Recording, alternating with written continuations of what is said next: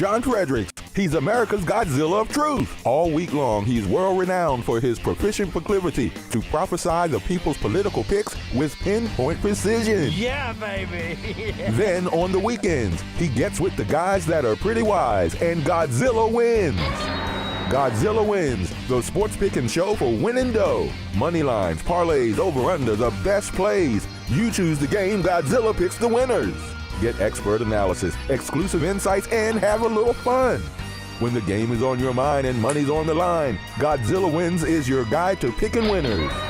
Godzilla Wins, on the screens of your TV and favorite devices, commanding radio airwaves far and wide. Before you make that play, hear what the Godzilla crew has to say. Presented by West Virginia SportsNation.com, it's time for Godzilla Wins, all across the John Fredericks Media Network. Oh yeah, For entertainment purposes only.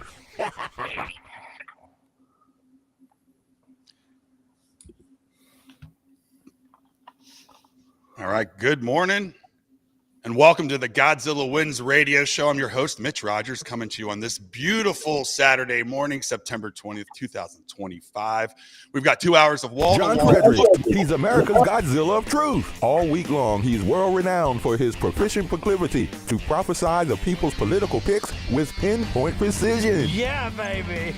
Then, on the weekends, he gets with the guys that are pretty wise, and Godzilla wins.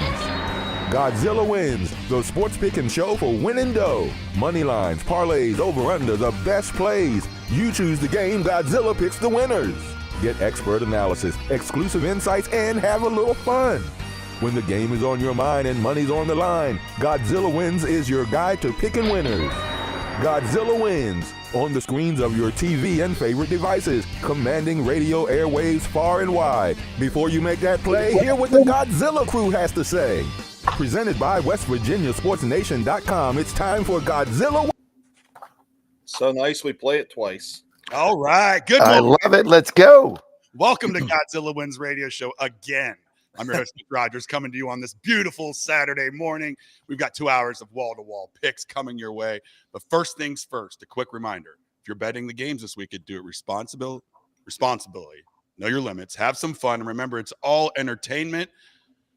This is not very entertaining, but here we go. Gambling problem? Call 1-800-GAMBLER, 1-800-426-2537. Colorado, Illinois, Indiana, and Louisiana, Maryland, Michigan, Ohio, Pennsylvania, Tennessee, Virginia, West Virginia, and Wyoming. 1-800-327-5050 or visit gamblinghelpline-ma.org in Massachusetts. Call 877-G-HOPE-NY-text. HOPE-NY 467-369 in New York. Please gamble responsibly. Call 1-800-NEXT-STEP in Arizona, 1-800-522-4700. Kansas, New Hampshire, 888-789-777. Visit ccpg.org. Connecticut, 1-800-BETS-OFF. Iowa or Indiana, I don't know. Or visit opgr.org in Oregon. If you didn't notice by the disclaimers, we're worldwide, baby. We're all over the nation, and we're ready to bring you the best sports show on Saturday mornings. Do they have gambling in would you mention Wyoming? Do they have like a special shout out to Wyoming gambling? Yeah. Do they have gambling there? They should. What do they bet on? Like what do you call it? One of my best friends has been in Wyoming all week, weirdly enough, doing a hiking trip. And they had like one satellite phone, like a 45 revolver, and they just hiked. So I don't know what they gamble on, you know. The Wyoming Cowboys versus the Colorado Buffaloes today.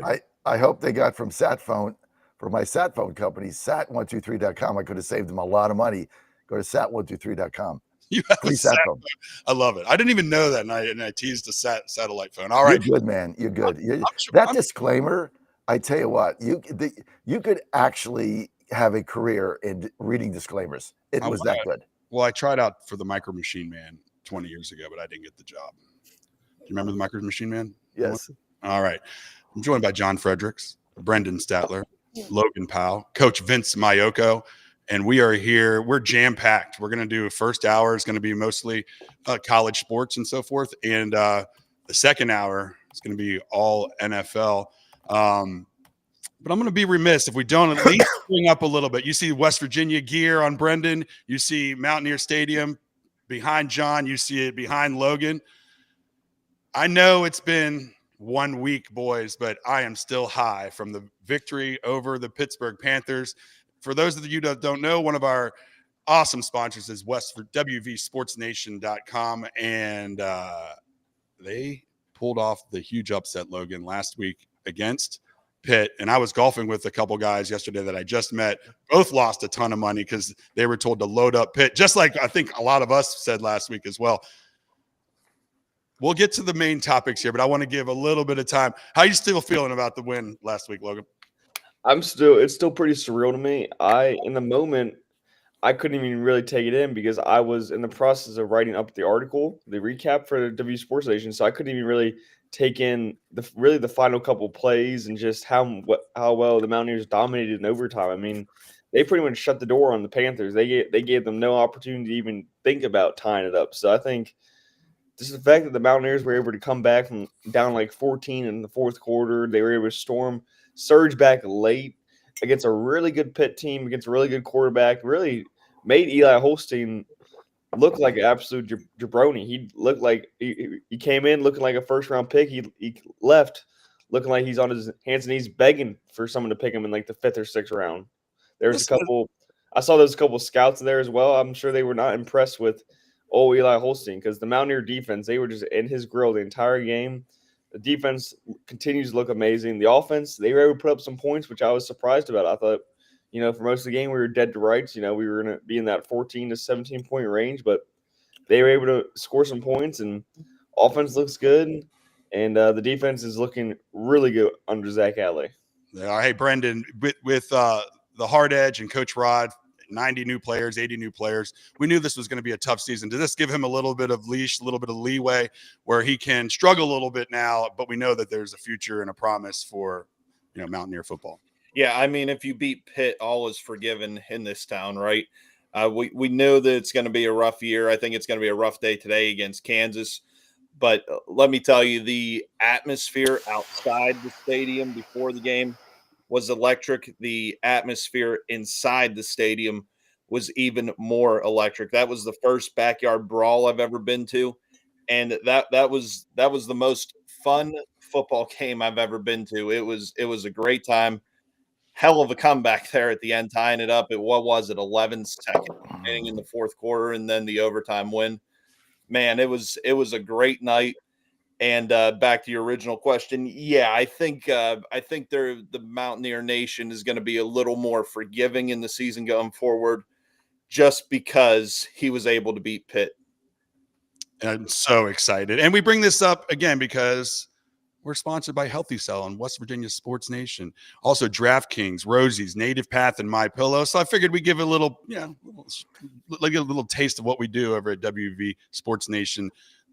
Oh, you guys did a great job. You guys did a great job covering that game. And I got to tell you, if you're a Mountaineer fan of any of their athletics, from rowing to rifling to football to men's and women's basketball, the one place to go is WVSportsNation.com. You guys are doing a super job. My oldest son, Jack, is the CEO.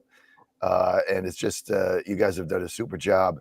As far as I'm concerned, in last week's game, I was the one that picked them to win the whole game. I did it on a video, which was up on our Facebook page many hours before that game on Friday on WV Sports Nation, our Facebook page. You can go there.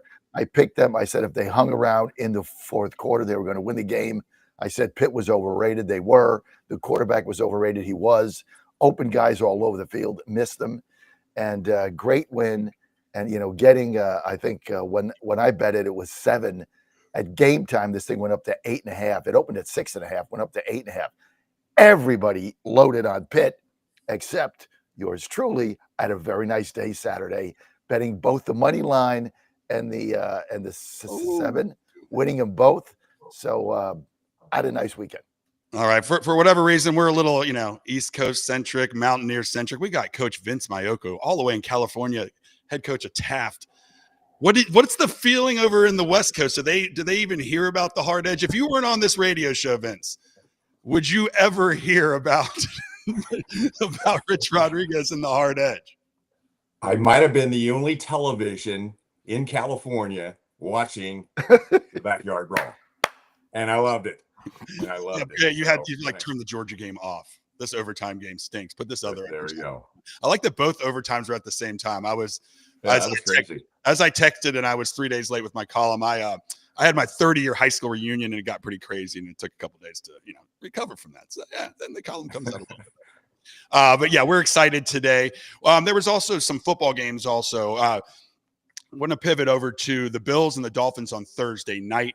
The Bills take that game pretty easily, but it puts a lot of questions out there, especially for Miami and Tua and all that out there. Brendan, I don't know if you caught that game, but the Bills are doing what the Bills. I mean, I feel like they have their best team, their best chance in a long time. And Miami, 1 year ago right now, or is that, yeah, they were blowing the doors off of people. It seemed like they were, kind of like the greatest team on turf or whatever. They may be one of the best offensive teams, but there's a culture issue there where they seem like the softest team you've ever seen in your life. Am I wrong in that? Is that hyperbole? No, I mean, the Dolphins are in serious trouble. I mean, not only because of their record, it doesn't seem like that there's any more structure to the team.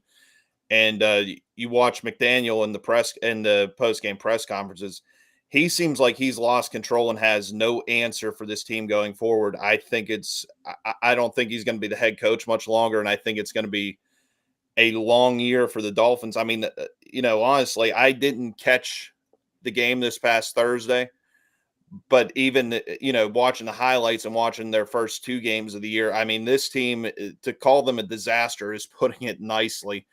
This team very well could be in contention for the first round pick in next year's draft. They are that bad. Vincent, you feel bad sometimes for maybe not bad, but the Dolphins right now, obviously they've got all this negative media attention. Then you have to go face the Bills in a short week. They actually kept it close, that interception at the end. Tua had 2 touchdowns, but the interception, the roughing the kicker penalty. But the Dolphins have so much pressure on them that everything is under a microscope right now. But it's a little too early. I mean, they're, it's the Bills. Yeah, I mean, obviously, but ironically, I mean, this is a betting show, and I guess the Dolphins did cover, correct? Yes. So you can look at it from the glass being half full. Coaches come in all shapes and sizes. But there's something about McDaniel. I don't know. I can't put my finger on. He does not check all the boxes to become an NFL head coach. Am I missing something here? He looks more like he would be a quality control coach or maybe a sports information director. I don't know. I'm just saying. Vince, we talked about this. He wears sandals. I think I could see him in the locker room where he would have a difficult time commanding the respect of your veteran players. I just do. And I could be totally wrong on that one, but it just something seems strange there. In the words of my wife, Ann, every time she sees the Dolphins and she sees a coach on the sideline, she squints and she says, does a guy ever pick up a weight? I mean, your football coach out there, the guy's like 120 pounds wet. He's got those ridiculous shorts on in Miami. He looks like a clown show. I mean, he does the X's and O's, but here's the real question in that game. Now, when Miami tied it in Q4, right? Remember, they tied it. They came back and tied it. So 2 things are going through my mind. One, okay, I'm going to blow the cover. They're not going to win by 12.5, so I'm going to lose this bet. But the second thing through my mind is, well, Buffalo's going to win this game. Like there was no doubt in your mind that the Bills were going to beat them, even when they tied it, even though they didn't cover. And maybe if they had gotten 2 touchdowns, you win the bet. But did anybody here really think that Miami, when they tied it, was actually going to win that game? And if the answer is no, that's your problem. So I think, look, the Dolphins are in a disastrous situation. They got to do, you got to do something, coach. You got to do something.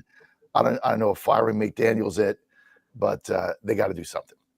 Yeah, I mean, it's the historical precedents for 0-3 starts aren't great, Logan. And I mean, yeah, what do you do with McDaniel? I mean, you knew you had these issues rolling in. That's what frustrates me about these teams sometimes. They know they have these issues. They should probably take care of it in the offseason, but they let it roll. Let's see what we can do. Let's just magically hope everything comes together, because they have skilled players everywhere, but in the trenches, they're just not – they're soft. They really are soft. Yeah, not only are they soft, but their defense as a whole unit is just really bad. I mean, a lot of the cornerbacks are injured, and even the quarterbacks that are injured, they're from like practice squad guys. Like I saw one of the guys was Artie Burns, The Pittsburgh Steelers drafted him like 7 or 8 years Still ago. around? Yeah, he was bad then. So I think the defense is really bad. And then there are two really big problems. Or one, the coaching staff, led by McDaniels, they will be getting fired in the next 4 to 5 weeks. I would have no doubt about it. He is a really good offensive mind, one of the best in the game. He'll have an offensive coordinator job next year right away, but he's just not fit to be a head coach right now. It started off really well with the Dolphins. If y'all remember when Brian Flores was there previously, he almost ran Tua to the dirt. They bring in McDaniels. He brings up the spirits. He puts an offense around him that fits. It worked really well. Just 2 years ago, they scored 70 points against the Broncos. We were talking about how explosive this offense is. Now it's a shell of its former self. It's scoring maybe 21 points a game. Tua, he just stares down his first read the entire game. Watching Tua is just absolutely infuriating because he just stares down his targets. He stares down his first read, and if it ain't open, he immediately starts fumbling around and scrambles out. He is a very, very mid-tier quarterback that McDaniels was able to bring the most out of at the beginning of their tenure together, and now 3-4 years later, it's fizzled out. And I think that they all just need to move on. I think they're going to move on from Tua. I think they're going to move on from McDaniels. I think you can let go a lot of your pieces on defense because the defense as a whole was not good. I think it's just time to completely rewrite the ship and move on and completely rebuild if you're the Miami Dolphins. Brennan, it just goes to show you how crazy it is when you're drafting that franchise quarterback, right? You know, Tua was, by all respects, everybody was picking that he was a slam dunk.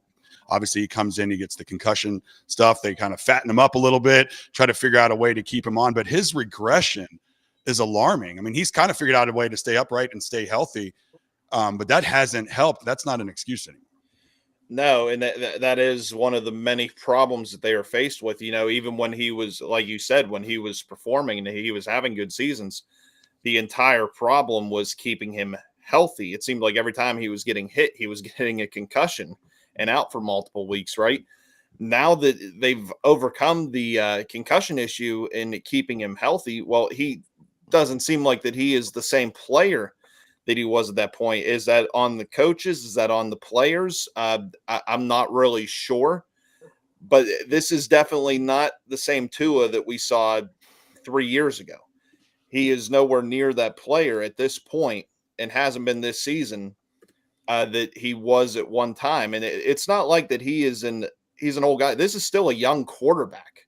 Why he has underperformed so much to this point, I really don't have an answer for it.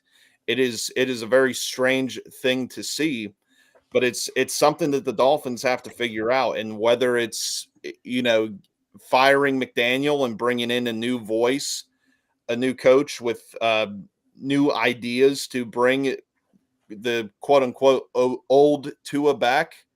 I mean, that should be the primary focus, I think, with this team going forward. How do we get our quarterback to perform like he used to?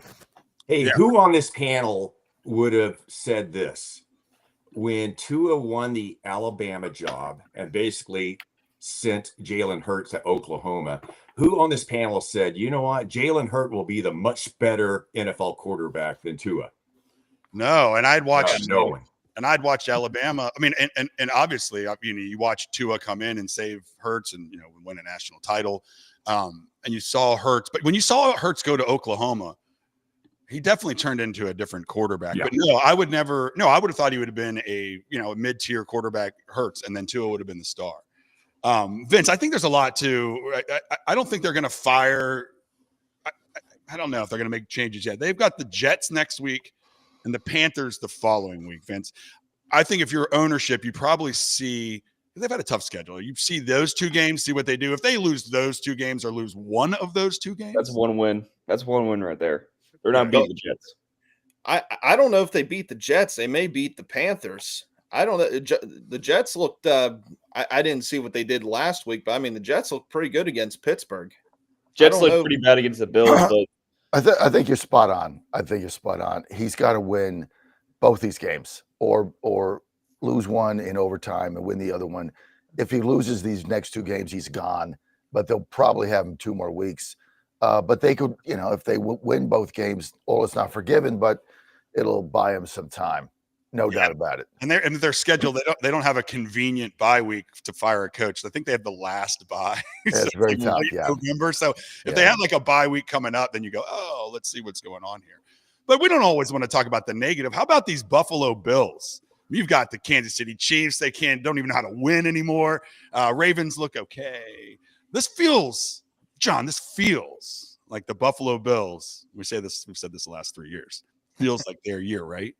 I don't think there's any question they're the team to beat in the AFC, because again, if you were watching that game and I had fallen asleep and then got up in the fourth quarter when Ann woke me up and said the Dolphins tied it, and then saw the end, and there was like no doubt in your mind that they were going to win that game. So they're going to win blowouts. They're going to win close games. They're a complete team. They're extraordinarily well coached. And I think they've had enough of being never the bride, always a bridesmaid. So yeah, I mean, right now, good luck beating the Bills. If they keep winning, they're going to have home field advantage throughout the playoffs. They're going to be the team to beat in the AFC, no doubt about it. Yeah, Logan, I kind of like him without like a superstar receiver where he doesn't have to force it in. But man, James Cook is the real deal. We didn't know, right? He was just, he has Allen protecting him, but 108 yards, a touchdown. He just seems like he is so reliable. And I feel like he is the linchpin to this offensive success. Yeah, and also that like 100 and so yards he had, I bet like at least 70 of them were from after the contact. He consistently was breaking tackles and getting to the second level all game long. He's a top 5 running back in the league this season. He is playing at an exceptional level, and it's after he just got paid. Most players, after they get a big contract, you see him sometimes do a little bit of a downhill trajectory. He's doing the opposite. He's been going up and up every single year. Really good. He has improved every single year. He's become a complete back. But for the Bills as a whole, I think this is their year. I think you're seeing the Chiefs kind of slide a little bit. Now they have some problems with their receivers. They'll get healthy and about by week 6 or 7, they'll still be all right. But for the Bills, they're just firing on all cylinders. Josh Allen looks like the best quarterback in the league next to Lamar Jackson, and I think that the trio Keon Coleman and Mac Hollins, and then also Cook in there and Kincaid. Kincaid is a really good tight end. I think he is, in line to be one of the best tight ends in the league. He's really good after the catch. He's got really short hands. I just think they have good enough weapons around Josh Allen to where he can always make the throw that it is needed. I mean, there was one throw, I think it was early in the game, maybe even the first or second quarter, and I think Kincaid dropped it in the end zone. It was after Kincaid's first touchdown, and I think Kincaid dropped it in the end zone. It was just an absolute perfect ball from Josh Allen. He is on a different level this year. I think this could finally be the year that the Bills get over that hump and make the Super Bowl. Well, if you want to start betting on the Bills Mafia and the Bills, we've got a great sponsor and a great site. John, tell everyone about DraftKings. We're about to move all into college football for the next half of this hour, and we're going to give some picks out there, and there's no better place than DraftKings to get those in, right? Well, let's go make some money. I mean, they're giving it away. When somebody's, my grandfather taught me many years ago, I was a very young man. He says, when somebody offers you cash, take it. Don't ask questions. I live by that rule, right? They're giving you money. Take it. All you got to do is go to DraftKings.com, download their app, and don't do the fantasy football app. Do the app that allows you to bet on the lines of football. So just download their free app, put in promo code Godzilla, put in $5. Don't tell me you don't have $5, right? You guys stopped at the Exxon station coming in and bought a cup of coffee. It's $5 and it tastes like crap. Pepperoni. So you got $5. Put $5 in, bet it on anything, any of the games we have today. You're going to get 200,000 free bets instantly right into your account in bonus bets. So now you got $205 to play with. You've bet in $5. All you have to do is put in promo code Godzilla. That's the key. Promo code Godzilla. You're good to go. DraftKings.com, promo code Godzilla. Gambling problem? You or somebody you know? Dial 1-800-GAMBLER. $5 gets you 200. No brainer. promo code Godzilla. You're listening to the Godzilla Wins Saturday radio show. I'm Mitch Rogers with Brendan Statler, Logan Powell, Coach Vince Mayoko, and John Fredericks. We're going to move on to college football. Before we get to the games, we've got a conference that's trying to feel like one of the big boys, trying to be an SEC. ACC is putting in their 2026 schedule model. By the way, us West Virginia fans, we'll always hate the ACC. We're not good enough. Or okay, yeah, look at your schools now. All right, 10 power, 4 games, 2 flex slots, tough scheduling. I don't know, John. What do you make of the? Oh, you're an ACC. Oh no, that's right. Maryland is Big Ten. I can't even keep up anymore. What do you think about the ACC trying to do the same power structure, what the SEC is doing? Do you think it's going to make them one of the true Power Fours? Well, I think you got to get on the same page as the SEC. There's no question about it. Otherwise, you're just going to have a total breakup. The NCAA is becoming irrelevant right now. The SEC is running everything. They want to break away, as we've talked about many times, and just start their own organization. They don't want to be part of the NCAA. So I think, look, what the ACC is doing is saying we're gonna try to parity that model. And look, the difference. This is stark reality. The difference between the two conferences, Big Ten, ACC, and SEC and Big 12, the Power Fours. The big difference is academics. I mean, it's as simple as that. The academic standards in the Big Ten is very different than the SEC. It's very different than the Big 12, and so is the ACC. What they're not doing a good job of, Vince, is selling that aspect.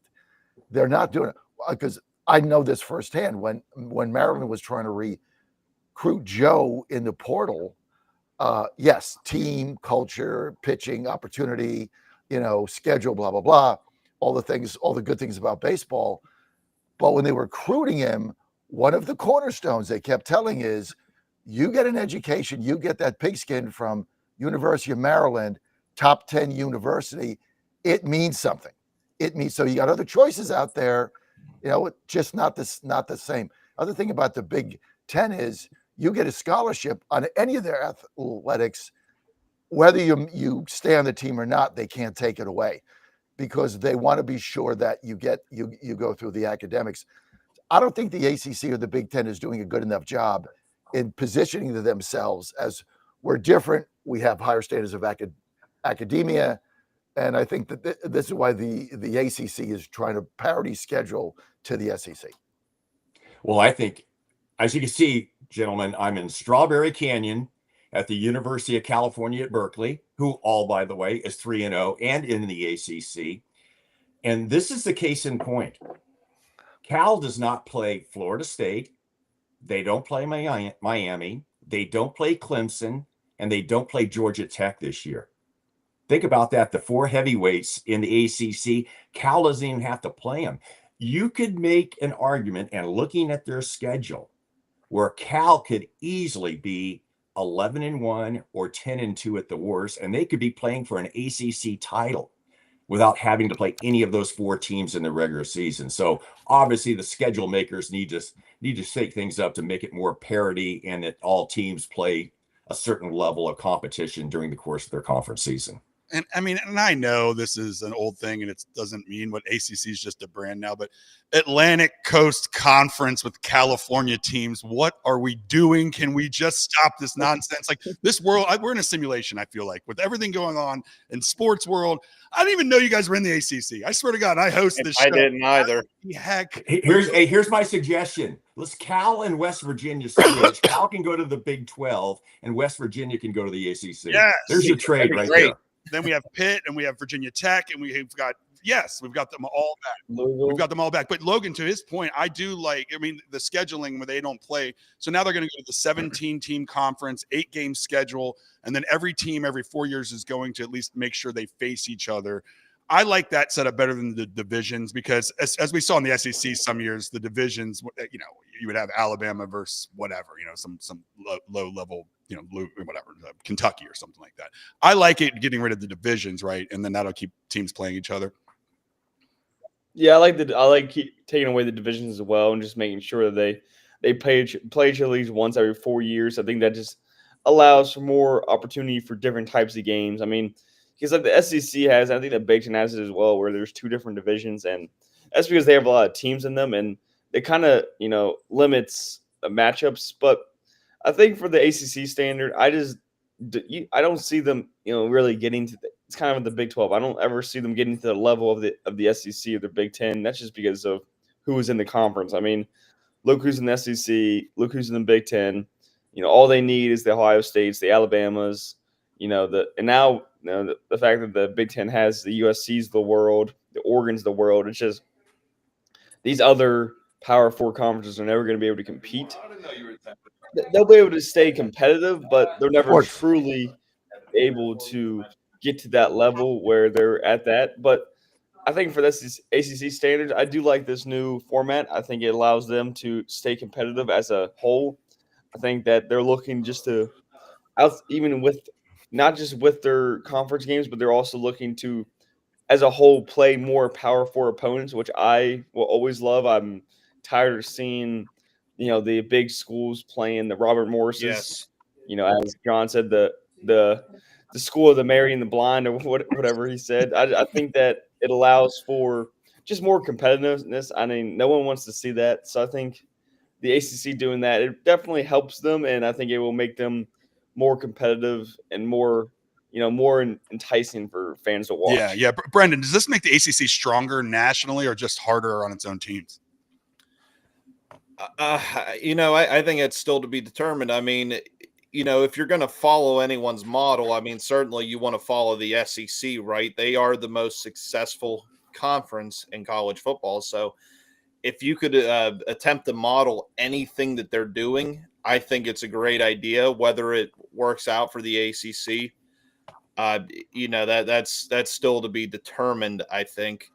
I'm just not we were bringing up the conferences, earlier. I hate how the conferences are structured today, because I mean, you look at it from West Virginia's perspective. What is the one thing that makes sports great? It's the rivalries and the hatred. Who do we have to hate in the Big? Oh, we got a lot of people to hate. Come on. That's like who do we have? You guys are still complaining about the geography. Look, the bottom line is, Brendan, regional. If you're in the ACC, you got to play ACC teams. That's right. Why I think what they did in 2026 is right.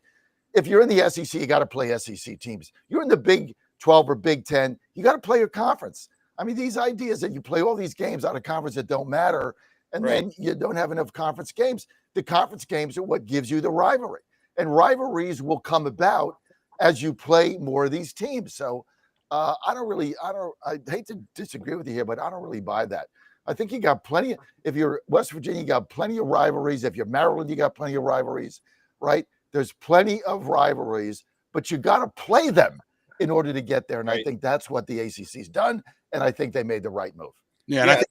Do you think that the Big 12 will follow that model eventually?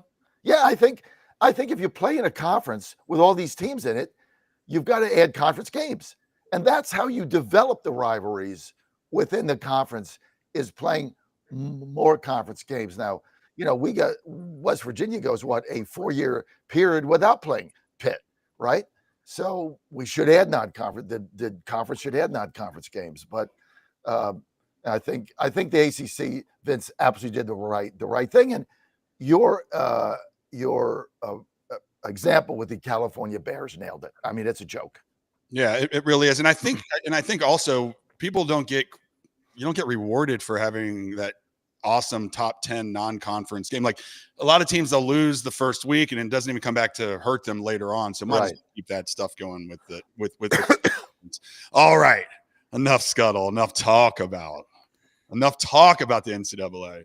Let's get this thing rolling, baby. I know when you were looking down the sheet today, the one game that stood out was UNLV and Miami of Ohio. We're going to start right there because it's a noon game, and we always talk about the Running Rebels because of Jack and his friends. Weren't they all down? Weren't they? No, they were in Reno. They were at the other end of the state.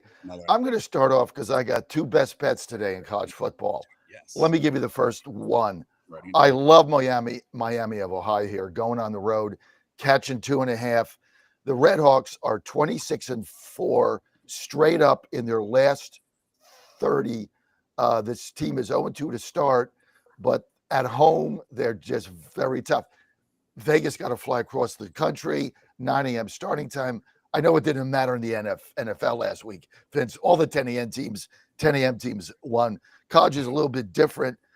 Actually, this is a 9 a.m. game for them. They got to fly across the country, and I don't think Miami of Ohio at home is going to start 0-3. Miami is off a bye week, and I think they're going to be really, really buttoned up here. UNLV has beaten nobody. This was the problem with Pittsburgh. They didn't beat anybody. So now they got to fly across the country, 9 a.m. game, home opener, Red Hawks. Again, 26-4 straight up at home. Last 30 games, one of my best bets of the day. I love Miami of Ohio, plus 2.5. If they were a -3, I'd lay the 3. That's how much I love Miami of Ohio today at home. Brendan, what are you thinking with this game today? John is awfully confident, and even though the matchup predictors are heavy on UNLV. Yeah, this is a tough one, especially since I don't know either of these two teams as well as John does. But John has been on a roll lately with picks, so I might have to roll with Miami of Ohio. I don't know. Miami of Ohio they just got blown out by Rutgers. And then UNLV just lost to UCLA. Let's go to our West Coast guy. I mean, I feel like this is a West Coast feeling kind of game. Vince, is UCLA good? I'm going to correct you. Actually, UNLV beat UCLA. Oh, yeah, they're 3-0 and led to the firing of their head coach. Yes. Speaking of head coaches, UCLA's head coach gets fired. Virginia Tech's head coach gets fired. Is Mike Gundy at Oklahoma State the next coach to get fired? Not during the season, but after, yes. Boy, they got annihilated by Tulsa last night. But anyhow, to the UNLV Miami of Ohio, I am going to go against the Godzilla. UNLV has a very good shot of winning a Mountain West title this year. They came close last year. Boise's not as good as they have been. I think Fresno's down a little bit. This could be UNLV's year to win a Mountain West title. And I like the Rebels in this game. I really do. Even though they're traveling halfway across the country, they're playing an 0-2 Miami of Ohio team. Take the running Rebels. All right, Logan, where are you going with this game? I'm going to have to agree with Coach here. I really like UNLV in this game. I think that they are a better team. You know, they beat UCLA, which that's not much to say, but still they're a Power 4 team with way more money to spend. So I think that's goes a long way, especially in this new landscape. I think UNLV is better coached with Dan Mullen. I think their quarterback play is better. Anthony Calandra, he's played really well. He played really well against Sam Houston, and then against UCLA, he did enough to get past them. I think that overall they have just a really good squad, and I think that the spread at 2.5 would easily be able to cover for UNLV. All right, is it me? Yeah, you know what? I'm going to go UNLV as well. I'm going to go against John, go with Vince on this one. Let's get to our second game. You guys are going against my best bet. What was it that Ben Franklin said? A fool and his money are soon parted. You guys obviously like to lose money, obviously, right? That's fine. I'm related. I'm related to Ben Franklin. I swear to God. I'll tell you about it. A bunch of losers I got on this panel. All right. Another 12 o'clock game. Throw it on to ESPN2 if you're an SMU and TCU fan. This point spread for this one right now is -6.5. Let's see what else. What we got over under here, 63.5. It is the final iron skillet game between these two rivals over here. Logan, I'll let you start here. 6.5 point spread. Where are you thinking today? Yeah, this is tough. SMU has a really good offense, one of the best. I mean, a very powerful offense, and TCU is an overall really good team. I really like the over/under. I like the 63.5. I think the over is definitely going to hit. In terms of the spread at 6.5, I don't think SMU's defense is going to be able to keep them in the game. So I'm going to go ahead and take TCU to cover that spread. I think that SMU's defense is going to crumble. I think TCU is going to have enough offensive drives to match SMU, and I think when it's all said and done, they're going to have enough more defensive stops than SMU. All right, Brendan, you're going to go with the straight point spread, money line, over under. What are we thinking here? I don't know about the spread. I haven't made up my mind on that. I'm definitely going to take TCU on the money line. I think they have the far better team. Whether or not they cover that spread, I'm not so sure. I think this is going to be, I think it's going to be close, but I think TCU is going to come out on top for sure. Ooh, minus 230. He's going to put that up there, Vince. Money line bet. You think it's a little aggressive or it's the right play? Yeah, I think TCU's the better team. They're going to win the game. Now, whether they cover the 6.5, I guess if you put a gun to my head, I'd say yes, they will cover the spread. So go TCU. We saw them a couple weeks ago against North Carolina, and in that opening day weekend, I thought TCU was as good as anybody we saw on TV. And they're definitely one of the contenders in the Big 12. Why is this the last rivalry game between these two teams? One's in Dallas and one's in Fort Worth. Any of you have an answer on why they're not continuing the rivalry? No, I need to look. It is weird when that happens, considering that you want non-conference games, and just like with Pitt, West Virginia, it never made sense to me either. John, who you picking here, baby? Oh, come on, guys. This is like, you guys are all hedging like money lines and this and that. See, this game's going to be a cakewalk for the Horned Frogs. This is a rivalry game. It's the Iron Skillet game. They're at home. Last season, they got blown out. What was the score? 66-35 or something. They laid SMU laid 6 touchdowns on them. It's not going to happen again. Their coach, Sonny Dykes, I think, got thrown out of the game in the third quarter. They've been waiting for this game all season. I have a simple philosophy in college football. You bet the better team. The better team consistently wins in college football. You might not cover every single spread, but you bet the better team. The Horned Frogs here dominated North Carolina in the opener. I think they're going to do the same this week. Mustangs are 3-7 against the spread in their last 10 games. This is a sucker bet with a 7. It's now gone up. I think it opened at 6.5. It's now gone up to 7. I'm laying the 7. I love the Horned Frogs in this game. They're a superior team. This is going to be a blowout. Lay the 7. I'm going with John on this one. I'm not going to fade John twice in a row. I know better than that. So, yeah, I agree with you here. Moving on to another game, Michigan State at USC. This spread is a little bit higher, minus 18.5. USC has the number 1 rated offense per yards per game right now. They look pretty explosive. And Brendan, is there any chance for an upset, or any chance that Michigan State can keep this game close in your mind? Or are you thinking over-unders? What are you thinking? I'm taking the Trojans in this one simply because they are the home team, I believe, right? This is in LA. Yes. Yeah. I think that's going to give them the advantage with the Spartans traveling to the West Coast. I think it's going to be a tough game for the Spartans. Give me the Trojans. What was it? 18.5? Yeah. I think we'll go 18.5. Logan, Michigan State's defense is pretty abysmal. When I was looking up into researching this game, there wasn't many positives I could find that would make me want to take Michigan State in any way. What do you think? No, and they haven't really been tested at all. And neither is USC, but they're also just the better team. And normally when you look at a USC team, especially one that's coached by Lincoln Riley, you don't think of a good defense, but you wouldn't say that this year. The USC has a much better defense this year. And on offense, they're led by arguably right now the best receiver in the nation in Jacoby Lane. So I think that the Trojans have an opportunity to finally have that premier season that they've been waiting for with Lincoln Riley, and I don't think it's going to be stopped with the Michigan State Spartans, who are a very mid-tier Big Ten school.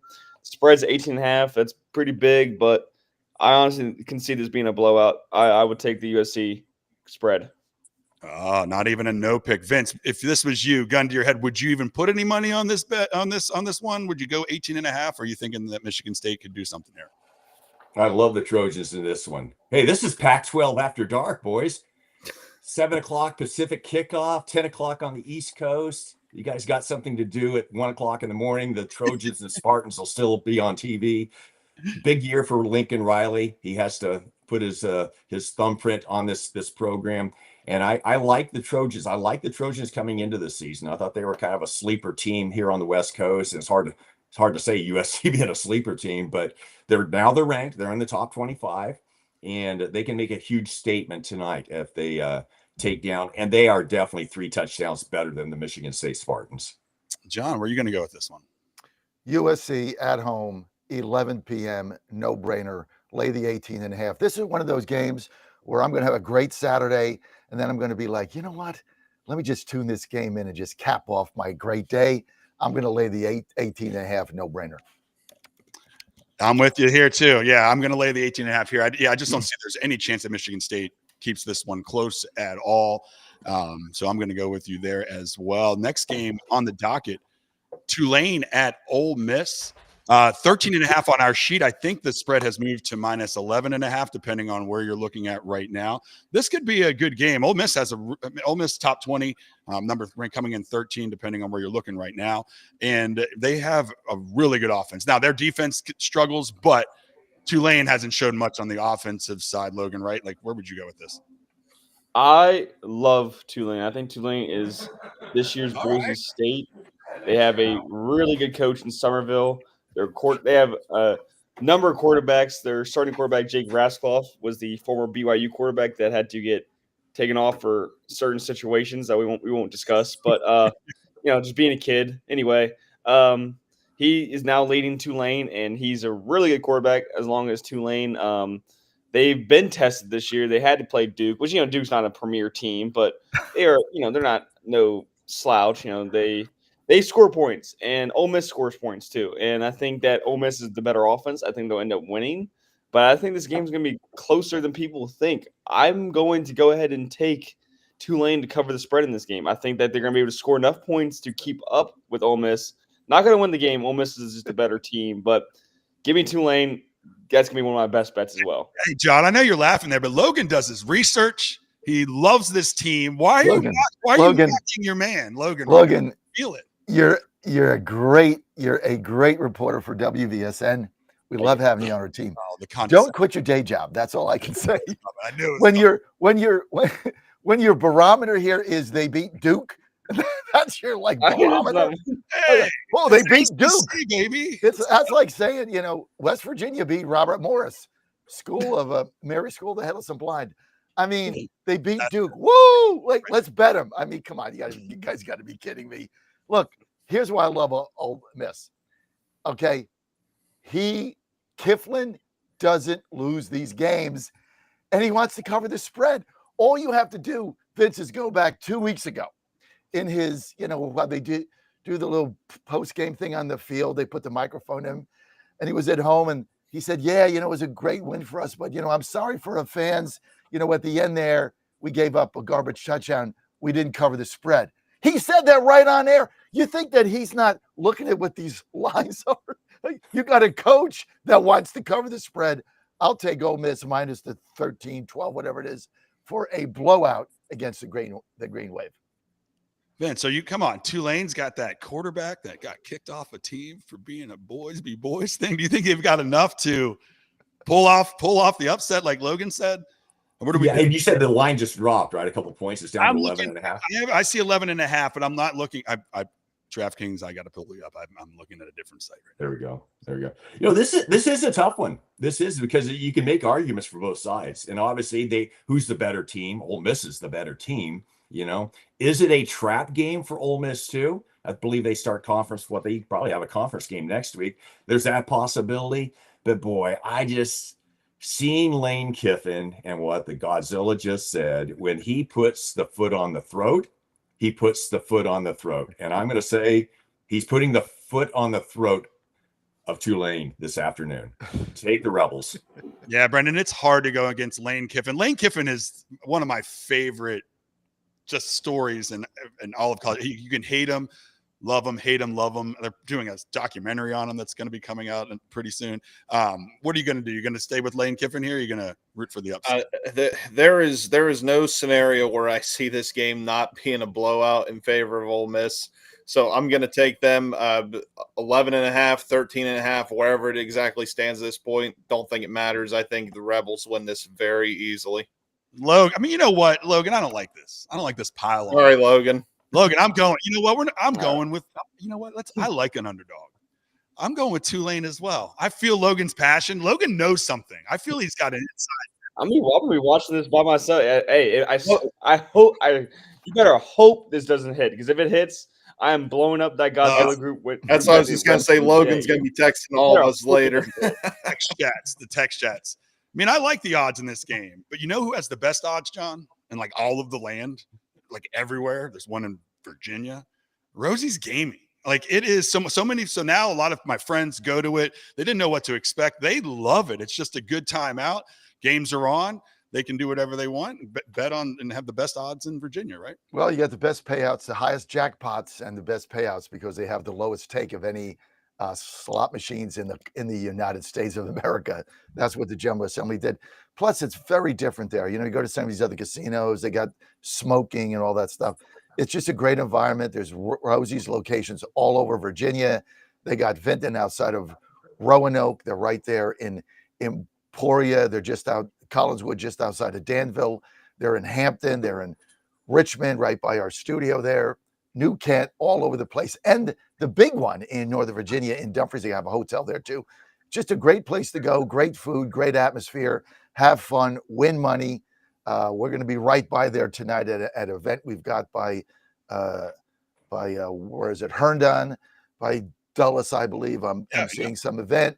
Anne's already said, hey, on her way home, not there because I got too much to do on her way home. She says, let's stop at Rosie's Dumfries. Check that out. So we're going to have a lot of fun. Just go to rosiesgaming.com, rosiesgaming.com. Have fun, win money. Great place.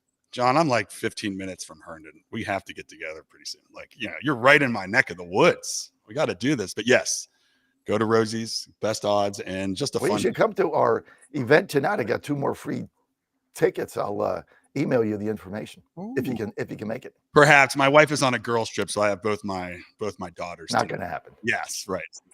Yes, that's a tough one. That's a tough one. All right, we've got a couple more games to go. We've got a lot of more games to go. All right, South Carolina at Missouri, a top 25 matchup, primetime SEC game.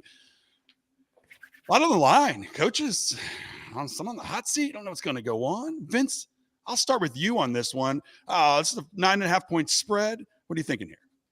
Yeah, I don't know if they're looking because Vanderbilt took down South Carolina, but keep in mind, Lenore Sellers, the starting quarterback for South Carolina, was out of that game by, I think, the middle part of the second quarter, and they were only down 14-7. Now, I'm not saying if Sellers stays in the game that they beat Vanderbilt, but I like their chances a lot better than without him behind center. Sellers is back. He will be playing tonight. Yeah. I think that's a lot of points. That's a lot of points to give the Gamecocks. Take South Carolina in this one. Oh, I like that. Brendan, what are you thinking on this game?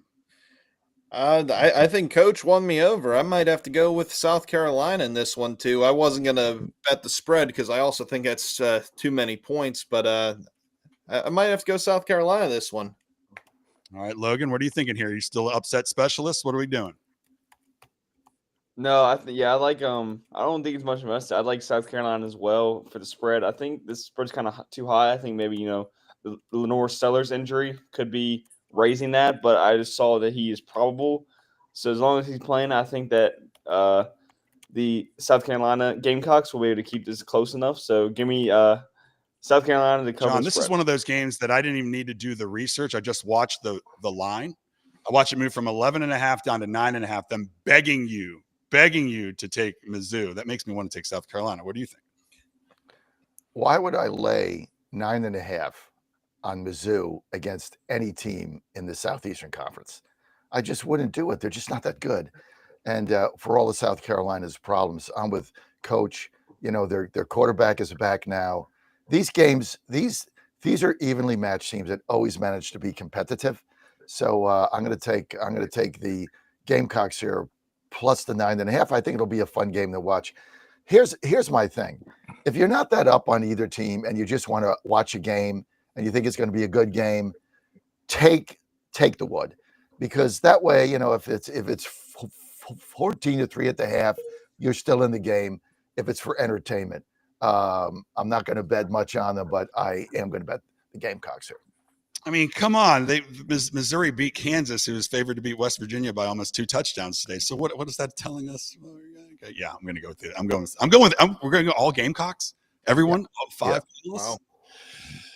Oh, I don't know. That might be a fade the panel kind of moment. I don't know. We got to figure that one out. All right, let's move on real quick. Arizona at Baylor. That's going to be a really good Big 12 clash. -2.5 is the spread on here.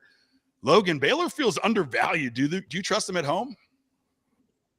I like Baylor. I think Dave Arellano has been able to turn the ship around. He looked, earlier last year, it looked like he was clearly out the door, but he's able to turn around. You cannot slouch his defensive prowess. He's a really good defensive coach. Also, Arizona State is also really good, and they also already having a really good season. I think that with Baylor being home, I'm inclined to pick Baylor to cover the spread, but I might personally stay away from this game. But just for shits and gigs, go ahead and give me a Baylor to cover the spread. All right, Vince, where are you going to go with this one? Yeah, this is a tough one. This is a tough game here. Arizona State, take the Sun Devils. Oh, I like that. Brendan, where are you going? This is a very tough game, as Coach said, but I think Baylor is the favorite in this one, so I'm going to go for the underdog. I'm going to go with Arizona State in this one. John, where are you going to go? It's tough going in. It's just tough going into to Baylor land. I mean, they played two really good teams back to back. They're very tough. I bet against them last week. I forget who I bet. I won the bet, but there was some turnovers that ended up turning that in my favor. I was very impressed with Baylor last week, and I like Arizona State, coach. I like them. I like their coach. I like their team.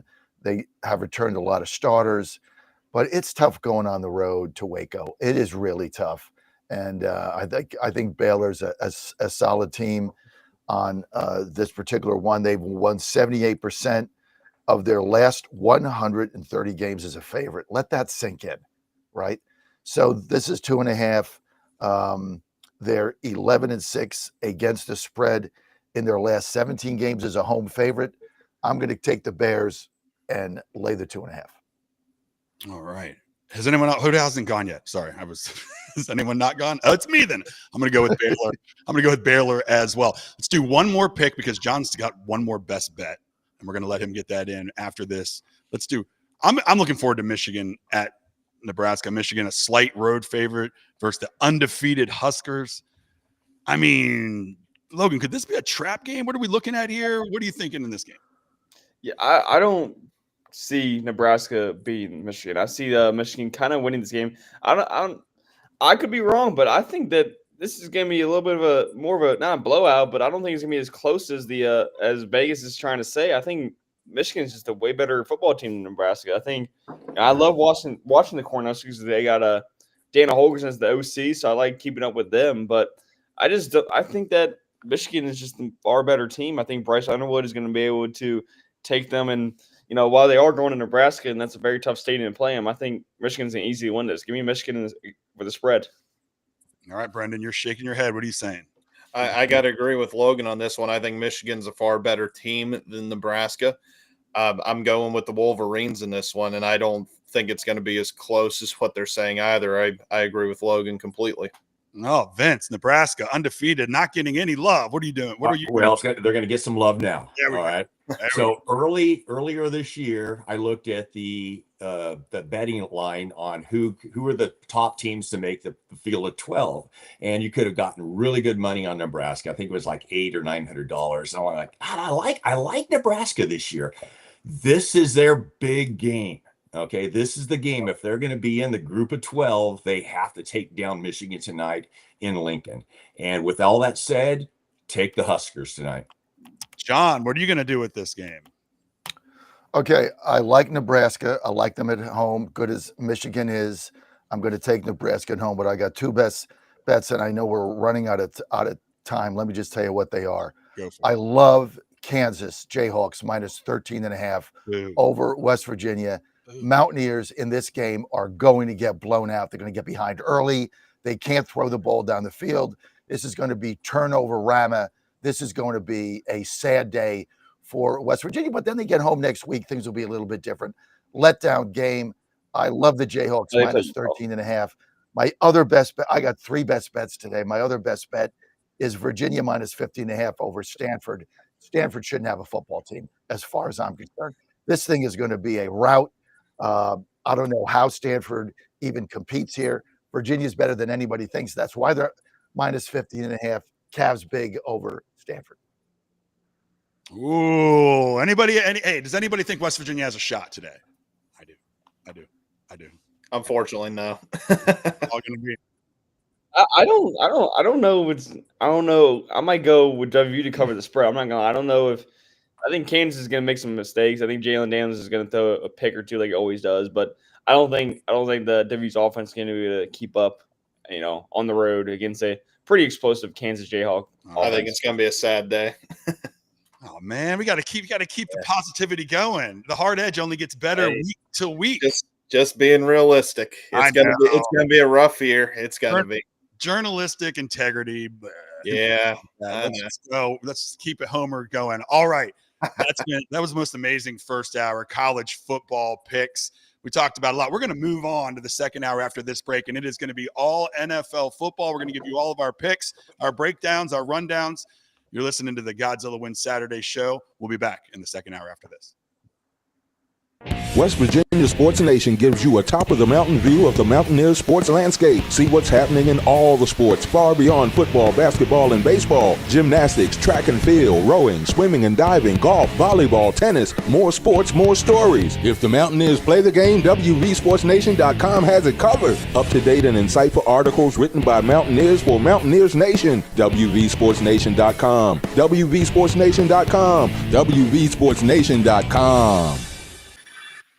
The best part about waking up in the morning is a great cup of coffee, and I get this every day with my 1775 coffee. It's rich, it's bold, best tasting coffee I've ever had. Single origin, farmed in Bolivia, 7,000 feet. It's always fresh, roasted daily. This is the best coffee you're ever going to get. Go to 1775coffee.com, 1775coffee.com. Promo code Godzilla, 10% off. It's going to make your day every day.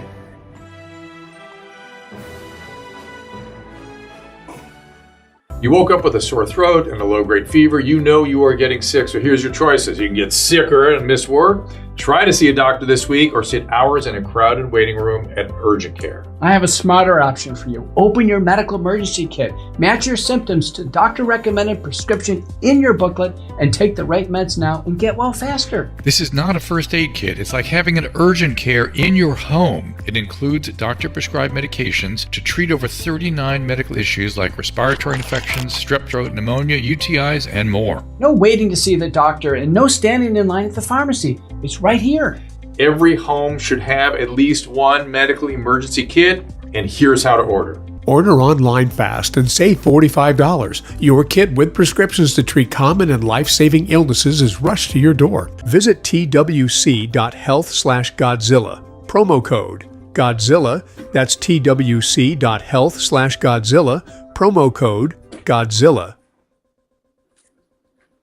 John Fredericks, your Godzilla of truth, fiercely independent. No ties to Wall Street. I promote Main Street. The John Fredericks Media Network, privately owned and operated, on top of the issues on air and online. Trucking the truth every day for 14 years. The John Fredericks Show drives your morning, weekdays 6 to 10 a.m. Eastern. The only independent White House correspondent with live reports from the White House. Hit JohnFredericksRadio.com. Watch at JFMN.tv. John Fredericks, your Godzilla of truth. Who's going to stop me now? Nobody. Did you know that somebody could literally steal your house? Yeah, that is a thing that happens. It is when a criminal forges your signature on one document, uses one fake notary stamp, and then spends about $30, $40 with the county recorder. They then take out loans using your home equity as collateral. And the worst part of it is, you don't even know it's happening until you start getting collections and foreclosure notices. Most people don't check on their home title because why would you feel like you needed to? But this right here is why you need to use Home Title Lock. They have $1 million triple lock protection that helps keep your home and equity safe. It includes 24/7 monitoring with protection immediately, urgent alerts in case there's any changes in your title. Then if fraud does happen, they have a US-based restoration team that will spend up to $1 million to fix the fraud and restore your title. Find out if you're already a victim. Go to HomeTitleLock.com now. John Fredericks, he's America's Godzilla of truth. All week long, he's world-renowned for his proficient proclivity to prophesy the people's political picks with pinpoint precision. Yeah, baby. Then, on the weekends, he gets with the guys that are pretty wise, and Godzilla wins. Godzilla Wins, the sports picking show for winning dough. Money lines, parlays, over-under, the best plays. You choose the game, Godzilla picks the winners. Get expert analysis, exclusive insights, and have a little fun. When the game is on your mind and money's on the line, Godzilla Wins is your guide to picking winners. Godzilla Wins, on the screens of your TV and favorite devices, commanding radio airwaves far and wide. Before you make that play, hear what the Godzilla crew has to say. Presented by WestVirginiaSportsNation.com, it's time for Godzilla Wins, all across the John Fredericks Media Network. Oh yeah. For entertainment purposes only. Welcome back. Welcome back to the Saturday Godzilla Wins show on this beautiful football day. We went over all the college picks in the first hour, and for this hour, we're going to get into the NFL. I'm your host, Mitch Rogers, joined by Brendan Statler, Logan Powell, and Vince Mayoko, and of course, John Fredericks. Want to thank all of our sponsors, WVSportsNation.com and Healthy Cell. We also are brought to you by DraftKings, Rosie's, Native Path, and MyPillow, and you'll hear about them throughout the show. NFL football. I love college, but I love NFL, John. And we have been on doing this for a couple years now. We always seem to go with Kansas City, and when we don't, feels like we always lose. But Kansas City, man, 0-2. They went out to the West Coast, lost to the Chargers. Tough game to start. That is just a tough game. And they lost to the world champion Philadelphia Eagles. John, are we ready to kill Kansas City? Is this era over? What are we doing here? Is it overreaction? Can they get back in this? Especially as we talked about the dominance of Buffalo and probably Baltimore this year. Kansas City, third best team at best, or even are they even close to the third best team? No, and then yes to answer your 8-part question. Dude, let's just start with this. Who did they lose to? Okay. Right. They had to go to Brazil. They lost to a very good LA Chargers team. Right? The Bolts are good. Right? They beat the Raiders last week in Las Vegas. Then they come home. Then they have to play Philadelphia, who's probably the best team in the NFC. So they played two really good teams. This is the first time in his career that Mahomes has lost 3 games in a row. If you factor in the Super Bowl, the idea that Kansas City is going to go 0-3, lose to the Giants, and Mahomes is going to lose 4 games in a row, I don't see it. I love Kansas City here, minus a 6.5. And now I think, their schedule gets a little easier. They get back in it. They get back in the hunt. Vince, but their offense, drops, protection issues, lack of wide receiver consistency with injuries. Kansas City, if they weren't Kansas City of old and we were just looking at them with a blank slate, I wouldn't see a powerful team right now. No, but they know how to win. And even though they're 0-2, they still know how to win. And I've been talking about this for several months. You're going to see a decline in the Chiefs in the 2025 season. And I think we've seen some evidence of that. Are they still a playoff team? Absolutely. Are they still a contender for the AFC West? Absolutely. Are they one of the 3 best teams in the AFC? Oh, I don't think so. I think you look at, obviously, Buffalo, you look at the Ravens, and yes, you look at the team in their own division, the Chargers, right now. And you know what? Indiana is kind of an unknown. Indianapolis is an unknown quantity. They are 2-0, and it's like, dang, maybe they're better than we think they are. So yeah, it's going to be the toughest year for the Chiefs to make a deep playoff run. Brendan, Vince makes a good point. He talked about the division. The Raiders are scrappy. Chargers are super dangerous. Yep. And that's what's going to happen. If you're a dominant team trying to be a Super Bowl contender every year, your division is going to draft to beat you specifically. And it feels like the AFC West is starting to get to that level. Yeah, of course, this is definitely the toughest year for the Chiefs in the Mahomes era. The Chargers look very good. The Chargers look like they may be the favorite to take the division this year. I know the Raiders got beat up last week, but I still think the Raiders are going to be a pretty decent team this year. They're going to be in the conversation for the wild card, but we can't, as much as we want to do it, we cannot bury the Chiefs. And I got a trash can next to me in case I puke after I say this, because it pains me to say it so much. As much as we love to hate on Patrick Mahomes, damn good quarterback. Anytime you have him, you certainly have a chance. And the Chiefs are going to bounce back. They're playing a Giants team that is not good whatsoever. They're definitely not dead yet. They're going to be in the conversation still once the playoffs are getting ready to go underway. He is a pretty damn good quarterback that could never beat West Virginia in college. Just to say that right there. Logan, if you were a fan, is it too early to panic? If you're a Chiefs fan right now, are you nervous? I mean, you've had riches. I mean, I'm probably nervous just because of the 0-2 and just the offense doesn't look good in general. But you got to remember that Rashee Rice is out and also Xavier Worthy. They'll get those back in the middle of the season, and then they'll get back on track. But right now, the offense does not look good. Defense can't really stop anything. But I think they'll figure things out and turn their season around and still make the playoffs. All right, I feel like you just had to talk Chiefs because you have to talk Chiefs. They're the best team around in the land. They're 0-2. But let's move on. Let's get to some picks.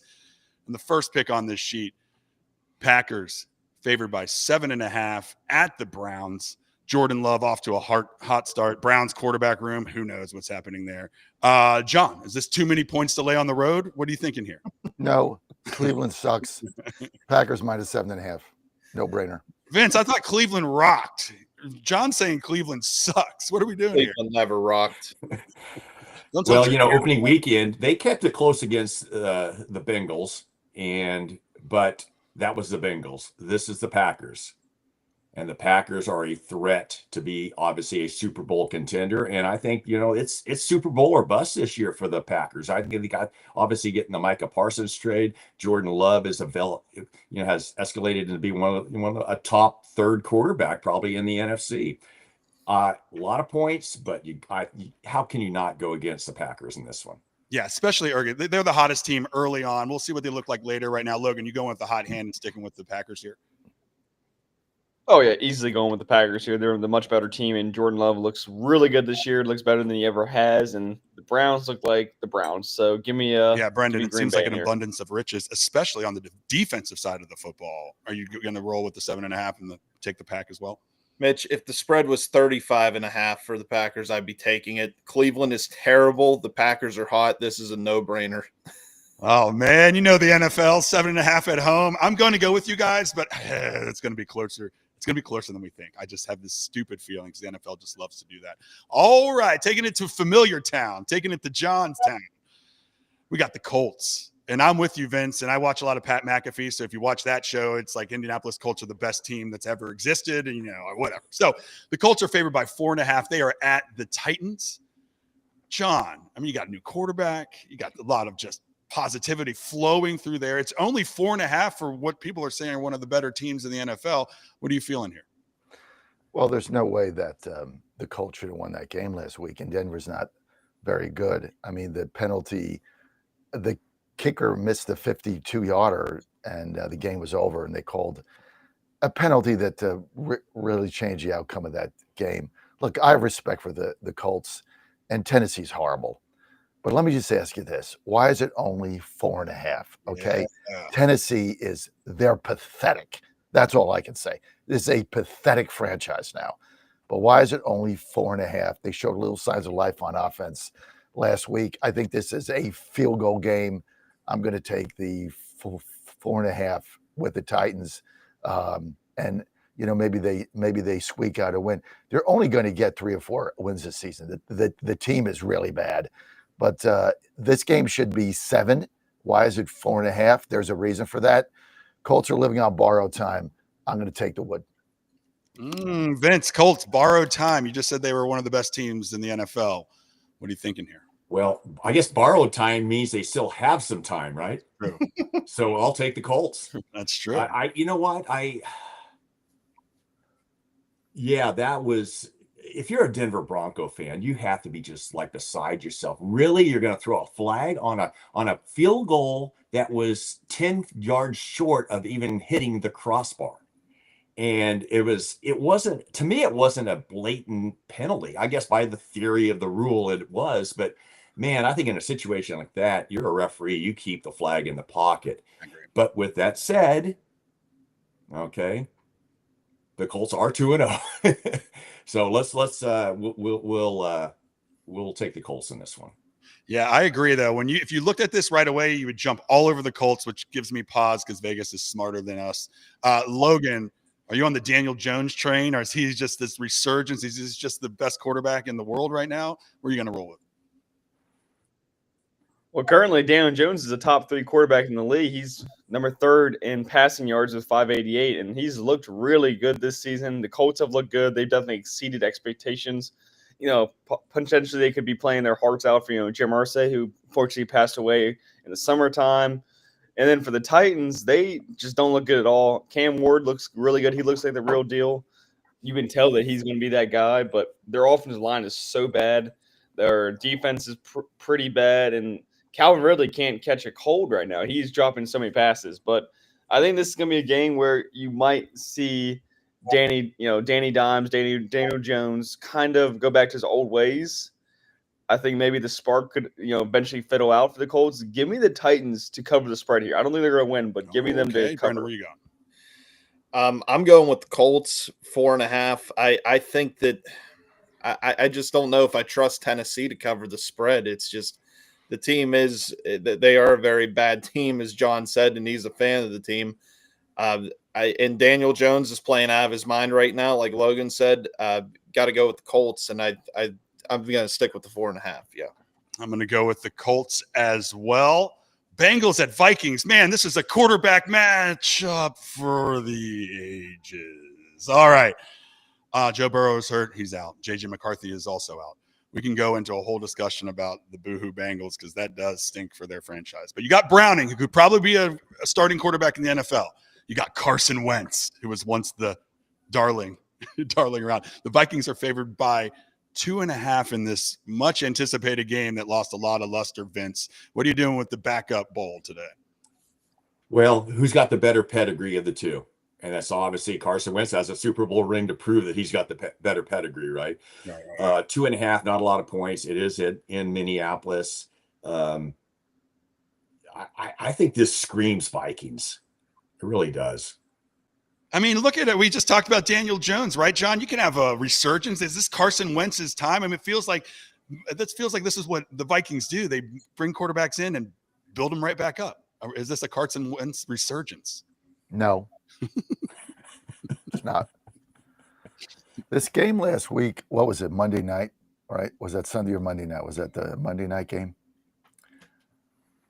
I mean, the Vikings offense looks so pathetic. We all knew Atlanta was good. We were kind of waiting for, when are they actually going to win a game? Because they lose so many games in the final minute. That's kind of what they do. But that was a snuff out shutdown. And J.J. McCarthy, who's out now, looked completely lost. So now they're at home. They shouldn't have beat the Bears. Team should be 0-2, right? Bengals, I don't know. They just keep winning games. Quarterback's out. They win games, beat the Browns. There's no way that I can bet this Minnesota team. I'm going to take the Bengals under 2.5. All right, Logan, where are you going to go? Yeah, I'm going to have to go the opposite here. I'm going to have to go with the Vikings at home. I think that when you look at when you're playing against, two backup quarterbacks that the Bengals and the Vikings are going to be using, you have to look at the other, aspects. And the Vikings have a much better defense than the Bengals do. And the fact that they're home and they usually play really good at home. I think I'm favoring the Vikings to cover. It seems to make sense. It doesn't feel like the Bengals would be an undefeated team, but you never know. Browning is a good quarterback, Brendan. Where are you going to go? This is actually the one game that I did not put money on because I really don't know what direction this game is going to go. But as a Steeler fan, I'm going to pick the Vikings just because I love seeing the Bengals and everybody in our division lose. That is the only reason. This game really could go one way or the other. Burrow's out. McCarthy has not been good at all this season so far. I'm going to give the Vikings a little bit of an advantage because it's at home, and I really don't know, though. This could go one way or the other, but give me the Vikings. I mean, I'm going with Logan here. The Bengals defense they're awful, and they should be exploited even with a backup quarterback. And so I'm same way, homer a little bit here because of the Steelers game. I'm going to take the Vikings -2.5.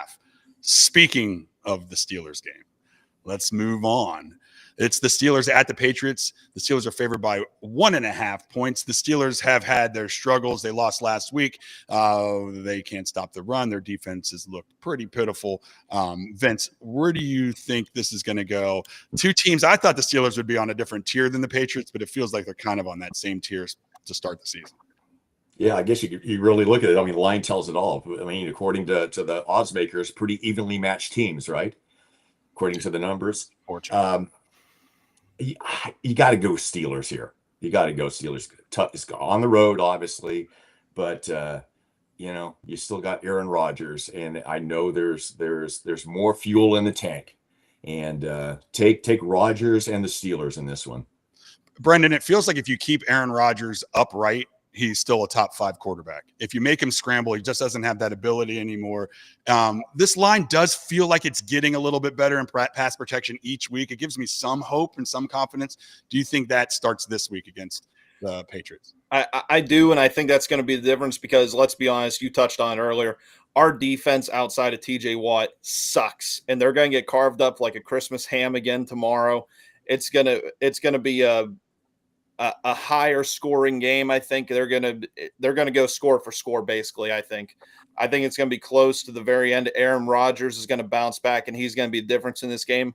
I'm gonna take the Steelers to win it by 3 on a last-second field goal from the Wizard of Oz, Chris Boswell. We escape Foxborough with a win. Oh, like a nice 63-yarder to bring him in. Logan, it's crazy. Like this defense should not be this bad for the Steelers. It does feel like coaching all over the place. Is it something they can fix? Because historically, they haven't. They've had these communication issues for 3 straight seasons right now. So what's the answer?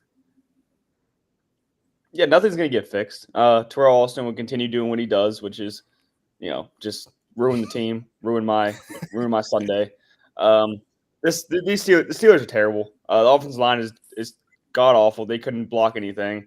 The defense is really bad, and then Aaron Rodgers can't run at all. He just stands in the pocket and just immediately gets sacked because our offensive line is terrible. But also the Patriots, they look I don't know. I don't know what to think of them. I think that it's not the year at all. I think they're a couple years away from being in a position to make some noise. But Mike Vrabel is a very good coach, and I think that them being at home and that the fact that they have a pretty good rushing attack, good rushing duo with Ramondre Stevenson, and then their new running back, can't think. Oh, Henderson, out of Ohio State. They have a good duo. So give me the Patriots at home to John, it feels cover. like 2 polar opposite teams. You have one team up and coming, seems to have the coaching staff. There's just a lot of electricity in the air. Then you have the Pittsburgh Steelers, who kind of all in this year with Aaron Rodgers, and they feel like they have 2 different vibes here. But are the Steelers just a little bit better at this point? What do you think? Guys, you Steeler fans are too much. You really make me laugh. You lose one game, and you're just blasting the entire organization. Because we go through this every year, John. You lost the game. You lost the game last week, okay? Seattle's a better team than we thought. We had a couple of turnovers. You lost the game, and now you're ready to give this season up, and you're trashing. I'm with you, John. The defensive coordinator. You guys are the biggest fair weather friends I've ever seen in my life. Listen, the real team here that's smoke and mirrors is New England. I was in Miami last week. I watched that whole game. Dolphins should have beaten them, okay? All kinds of crazy things happen at the end. This whole New England team, New England this, Patriots this, Vrabel this, Drake made that.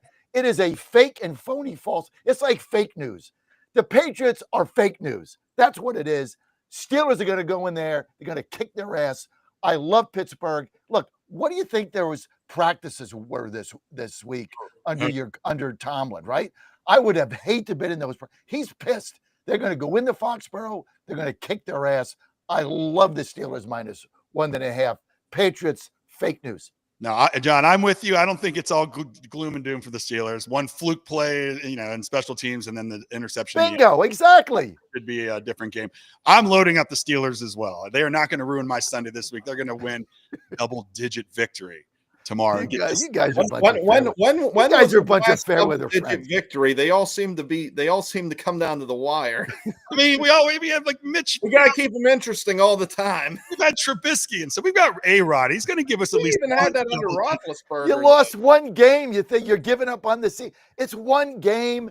If you don't have that special teams mistake, if you don't have the turnover, Steelers probably win that game. You lost the game. It's football. You got 17 games. You lost the game. 17 games. It's a long season. To get through that season, sometimes you need some help, right? Like you might need to do something to make your hair grow. Collagen. You need native path, right, John? Like I got it right here, baby. I put my two. Look, if you're 25, if you're Logan or Brendan, you don't need to take collagen, right? Your body is producing plenty of it. But if you're Coach Vince, love you, man.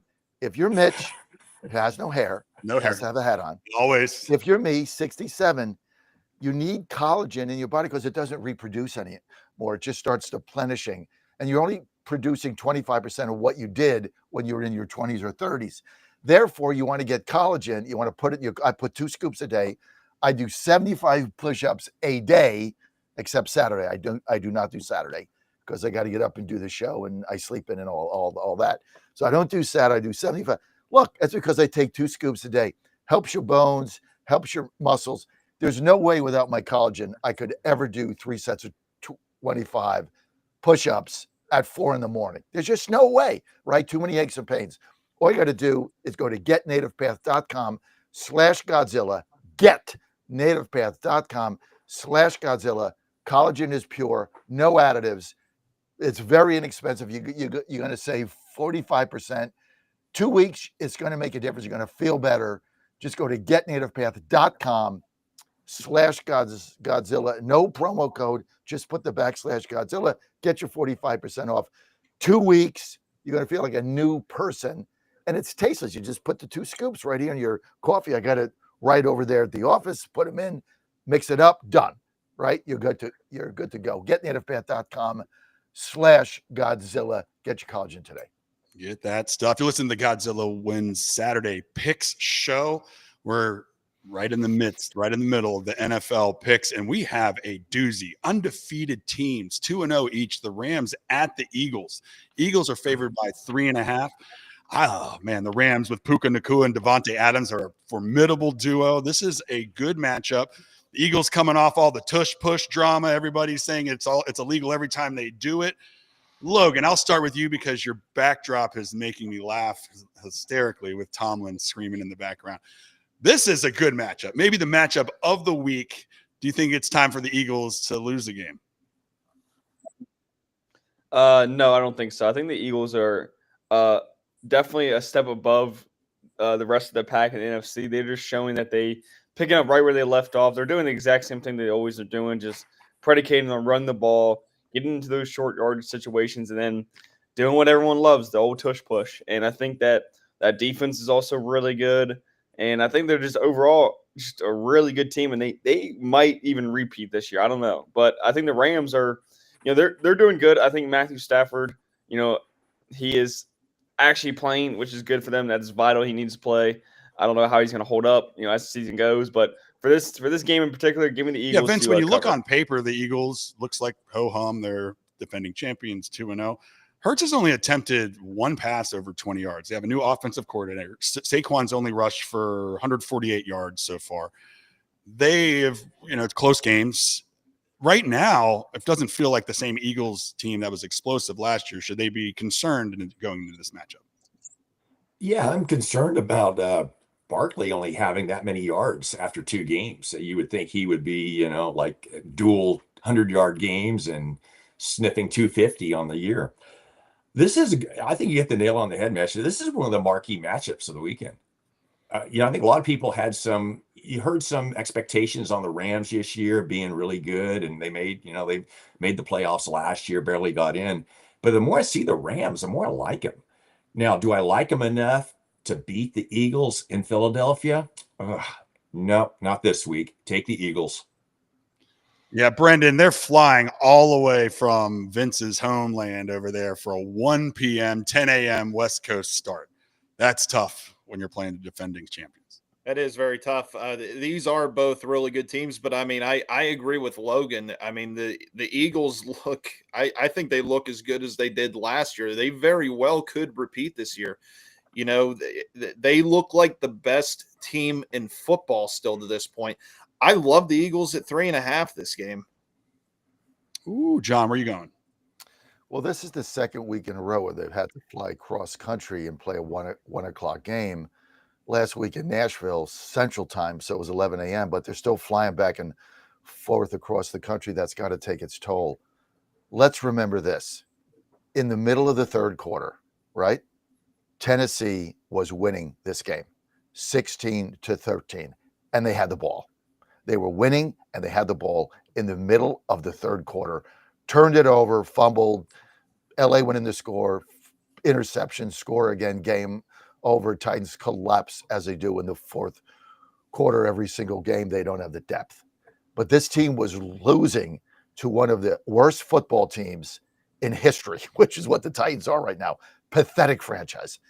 And if they don't get those turnovers, this game goes down to the wire. So I'm not a believer. I think they're good, no question about it. But they so far have not played a team of Philadelphia's caliber. Flying across the country again, Eagles -3.5 is my pick. Yeah, it feels like it should be more than that. I'm going to go contrarian here. I'm going to root against these Eagles and take the Rams +3.5 and see how that works. Okay, next game on the docket, Jets at Buccaneers. Buccaneers are now favored by 6.5. Tyrod Taylor is going to get the start because Justin Fields has a concussion. That's what I just read. Brendan, is this line too short? Should Tampa and Baker Mayfield maybe the best quarterback in the entire universe? Where are we going here? I mean, the Baker love is real. How can you not love this kid? I wish we had him over here. The only reason I hated him is because he was on Cleveland, but now I would take him all day long. What are you thinking in this matchup? Oh, the Buccaneers are going to run away with this game. There is no question about that. There is no way that they're playing the Jets. Yeah, Jets. Jets or Giants? They're playing the Jets. They're playing the Jets. Okay, our sheet says the Giants. Yeah, I know. But either way, doesn't matter which New York team they're playing. Both New York teams, that they're not going to be able to compete with Baker Mayfield and the Buccaneers. Buccaneers win. I'm going to take 6.5 on that for sure. Vince, where are you going to go with this? Yeah, I saw this. My sheet had Giants as well too, and I'm thinking, well, that's a tough one. But now if it's Jets, it's even more enticing to go with the Buccaneers. So yeah, without question, this might be my lock of the week. Take the Buccaneers and the points. Logan, I had to maneuver. I had to do some host details. I saw right when I saw it, it didn't feel right because I'd heard the Kansas City was playing the Giants. I was like, hold up. That's where I was confused too. Yeah, there we go. So yeah, it's the Jets with Tyrod Taylor, whose last start was in 23 when he was with the Giants. Bucks are hot right now. Bucks feel like that, but the Bills of the NFC right now. Yeah, I think the Buccaneers are a really good team. They're just a complete team. I was really impressed with their running game last time they played. I think that the Bucky Irving is a really good running back, and I think that anytime you have a Baker Mayfield in your squad, you know he's going to fight into the very end. I loved when he got injured, then he immediately got up to talk crap to Chauncey Gardner-Johnson. I mean, I thought he shattered his entire knee, and then he just jumps up and jaws. Nope. Yeah. And the last time I heard about Tyrod Taylor is whenever he got his lungs punctured by the Chargers team medical staff. So I don't know what he's been up to these days, but he's got to be up to 40 at this point. He never was that good of a quarterback. So give me Baker Mayfield and the Buccaneers to easy cover here. John, where are you going? They don't cover. That's the problem with Tampa Bay. They don't score. All the games are close. They don't cover. The Jets just got absolutely blown out by Buffalo. Yet they played a very competitive game against Pittsburgh. Some people say they should have won that game. So I don't think the Jets are as bad as the Buffalo game is. And it's very difficult to lay points on Tampa Bay. If you lay the 6.5, here's what's going to happen, right? You're going to be watching another game. It's going to be scrolling. It's going to be Jets 17, Tampa Bay 10. You're laying 7. You're screwed. This happens every single week, and then they're going to win on a final minute field goal. You lose the bet. Jets plus 6.5 to cover. Yeah. I'm gonna take Buccaneers. I can't do all the rah with Baker and then turn around and take Tyrod Taylor. So and I'm not taking a hokey. I'm sorry, it's just too much. It's too much West Virginia stuff going on. Keeping with the West Virginia vibes. Raiders at Commanders. Geno Smith versus Marcus Mariota. Again, another star quarterback that is out. The line for this looks like it moved to -2.5. We have -3.5 on our sheet because the news was officially came out yesterday that Jaden would be out. So this lost a lot of its luster. The Commanders lost to a very good Green Bay team. They're both sitting at 1-1. Logan, though, I think the Raiders they have a little something, man. They have something there. Geno, our boy, is playing well. Against Marcus Mariota, I don't like them being underdogs in this game. No, I think the Commanders with Marcus Mariota, while he is a very serviceable backup quarterback and he can get the job done, there definitely is a major drop-off from him to Jayden Daniels, obviously. But also the Raiders did not look good at all against the Chargers last week. Geno Smith, I think he only completed one pass over 10 yards. Genty, I don't even know what he's doing. He's going the wrong way on certain plays. He's not being super effective in his runs. That defense, Max Crosby, they haven't really been effective. Even with the backup quarterback, Marcus Mariota, give me the Commanders to cover Vince, this what are game. you thinking here? Marcus Mariota, can he fill those shoes and get this victory? I think he can do enough to get him across the finish line. I love Geno Smith, and I know he's a Mountaineer through and through. But you really look at Geno Smith's career, he really only had maybe 2 good years with the Seattle Seahawks, was a journeyman backup for years. And I'm sorry, guys, he did not look good the other night against the Chargers. And it was almost painful to watch. And then on the flip side of that, my first impressions of Ashton Genty is not good. He does not have that it factor as a running back in the NFL. Maybe he can figure it out, and maybe it's the blocking schemes, and maybe the Raiders have a porous offensive line. But I just don't see the Raiders going to Washington, even though Mariota's quarterbacking for Washington, and beating the Commanders. I think you take Washington in this one. Brendan, are you going to also take Washington here? What are you thinking? Yeah, as much as I want to root for Geno Smith and the Raiders, I just don't see it. So I got to go with Washington in this one. I'm going to take Washington 3.5. John, it just feels like if Washington goes 1-2, you're living in this area, I live in this area, it feels like that balloon will be burst. I don't care if Jaden is hurt or not. They go 1-2 after the NFC Championship game. You're going to start seeing some panic in here. What are you thinking? There was a day where Marcus Mariota, a lot of us thought, especially in Tennessee, that he was going to be the guy. I mean, he was a second-round pick back whenever, started a lot of games for us, won a playoff game against Kansas City. There was a lot of good things he did. But, back then he could run the football. It was a catastrophe when he went to Atlanta. But he's a serviceable backup. And, is he going to throw a pick? Yes. Is he going to run for a first down? Yes. But he's a serviceable backup, and I just can't see Washington losing this game at home, because I'm with you guys. I thought watching Geno Smith was, and I didn't bet the game, and it was late. So again, I'll take it. I fell asleep during the early game and just happened to see the second game. It was sad, Vince. It was sad. It was sad to see him. Because, you all remember Geno Smith. He's a tough competitor. And to see him that way, it's like, why are you here, sir? It's just time to retire. He didn't look good. I felt bad for him, and I just don't see it. So I'm gonna go with Washington. I don't know what. Okay, so his career is up, down, up, down. What was last week? Down.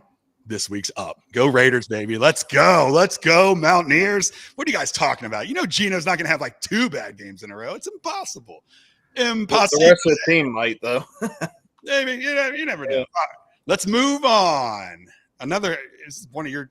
Oh, it's Jack likes the Falcons. Falcons at Panthers. Falcons favored by 5.5. Man, I've been on this show a lot. I've talked a lot of Bryce Young. He has, 5 or 6 turnovers. Looked good in the comeback attempt, but still lost last year. Panthers, Logan, still rebuilding since the 90s. They're just completely rebuilding. Bryce Young, talk about a kid that I feel like has potential, but just can't get it going. No, he can't get it going at all. You thought he kind of had it going last year. By the end of the year, he looked like he was getting a little bit better, but this year he's back to those early season struggles of his first year. I think that the organization as a whole was just not very good. They're struggling, and the Falcons, while they made some questionable decisions the past 2 years, mainly with their quarterback situation, it looks like it might have all panned out with Michael Penix. He looks like he could be the guy. The line's at 5.5. I think that the Falcons should easily cover Vince that. Bijan Robinson likes to carve up the Panthers. Last year, 265 yards in 2 games. I would expect to see a little bit of that today. What do you think? Yeah, I would agree with that. I'm impressed with the Falcons. I really am. They very easily could have beat the Buccaneers in week 1. And without a missed field goal at the end, and then I think 2 days later, the field goal kicker gets terminated. And they went in, and like you said earlier, John, they absolutely laid a beat down on the Vikings. Michael Penix is a good quarterback, and I like the Falcons in this one.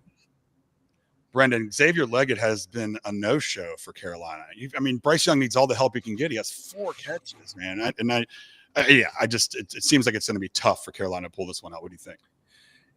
Mitch, I think the entire Panthers roster has been a no-show for the last 3 years. This team is so bad. I honestly don't know if they win a game this year. This team is god-awful. There is no way I could even entertain picking them this game. The Falcons win it easily. All right, John, what say you? I love the Falcons at the beginning of the season. I bet Tampa Bay in the first game because, they have to prove to me they cannot blow a lead in the final minute. And that's what happened in Tampa. But that beatdown, that defensive snuff, let's call it, in Minnesota, has got to get your attention. This is a good, young, well-coached team, very disciplined, and they got to break out here and start winning these games that they should win. They've had 2 tough games. Not telling you Carolina and Charlotte on the road. There's no game in the NFL now. That's easy, but I think this is a critical game for Atlanta because we have to. Can they show us they can win 2 games in a row? They don't let down. They don't do the nonsense they've done season after season. I think this is a big game for them to go in there and win handily. So I'm going to go with the Falcons minus 5.5. Yep, I'm going to go with the Falcons minus 5.5 as well. Moving on to the Texans at Jaguars. Jaguars favored by 1.5, over under 44.5. Texans 0-2, similar to 2023 when they faced the Jaguars, won that game, and that was the catalyst for them winning their division. But this has been a struggling team. They are the lowest scoring team in the league. The Jaguars are 1 play away from being undefeated, Carolina and a Cincinnati team without Burrow. Vince, what are you thinking on this game? Minus 1.5 Jaguars. Boy, is it a must win for Houston? I think, right? CJ. I think when you back somebody in the corner like that this early in the season, you're going to see the true makeup of the team. And with that said, I think the Texans win this game because they have to win this game. Take the Texans. All right, Brendan, where are you going to go? Yeah, I have to agree with Coach on this one. Their backs are against the wall. It's really now or never to get the season turned around. You cannot go 0-3. I don't think the Jaguars are all that good of a team either. So I'm going to go with Houston in this one. Jaguars are running pretty high, though. You feel the vibes there, Logan. I think it's going to be short-lived. I don't have that confidence in Trevor Lawrence. I just don't. What about Travis Hunter? Played 85 snaps last week. Are they using him a little too much? They need to focus him on one side of the ball. Are you feeling all the good vibes up in Jacksonville or down in Jacksonville?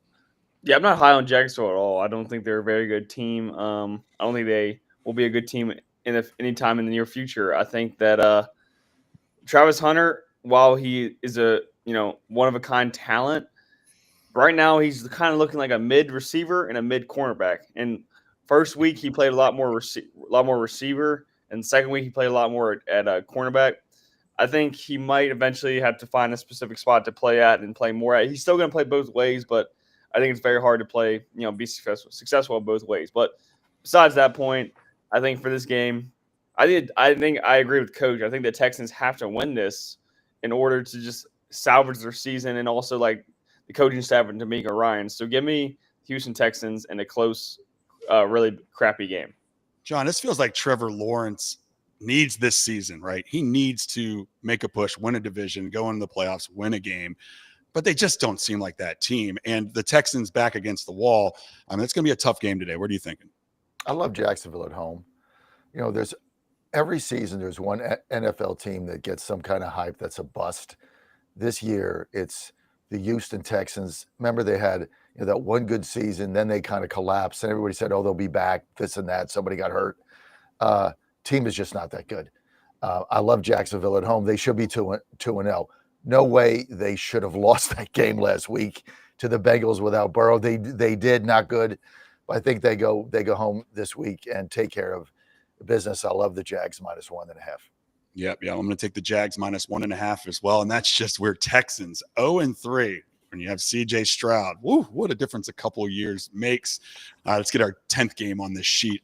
Broncos at Chargers. Chargers are 2.5-point favorites, over under 45.5. Broncos losing the last second, right? We talked about that a little bit earlier. Broncos are one of the darlings coming into this year. Everybody thought with Bo Nix and the defense, they were going to be formidable, potentially one of the best teams in the AFC. Logan, they haven't looked like it could be 2-0, but the Broncos have not picked up where they left off last season, in my opinion.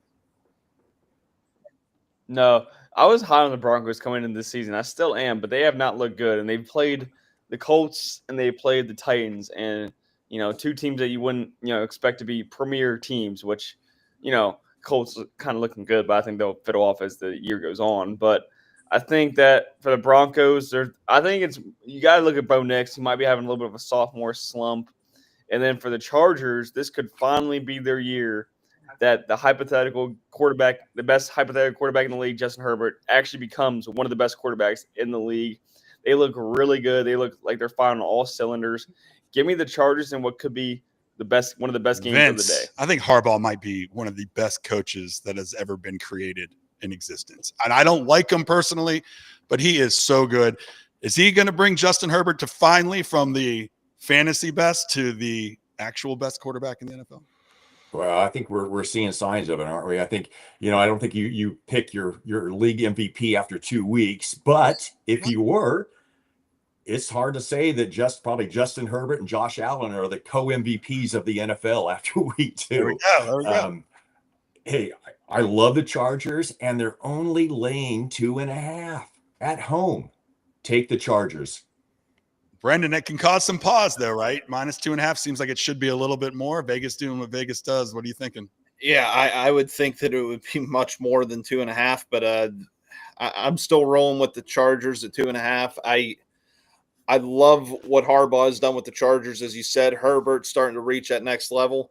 I also like Bo Nix, but he's just not. He hasn't proven himself yet. I think he could be really good one day, but he's not at that point yet. Give me the Chargers 2.5.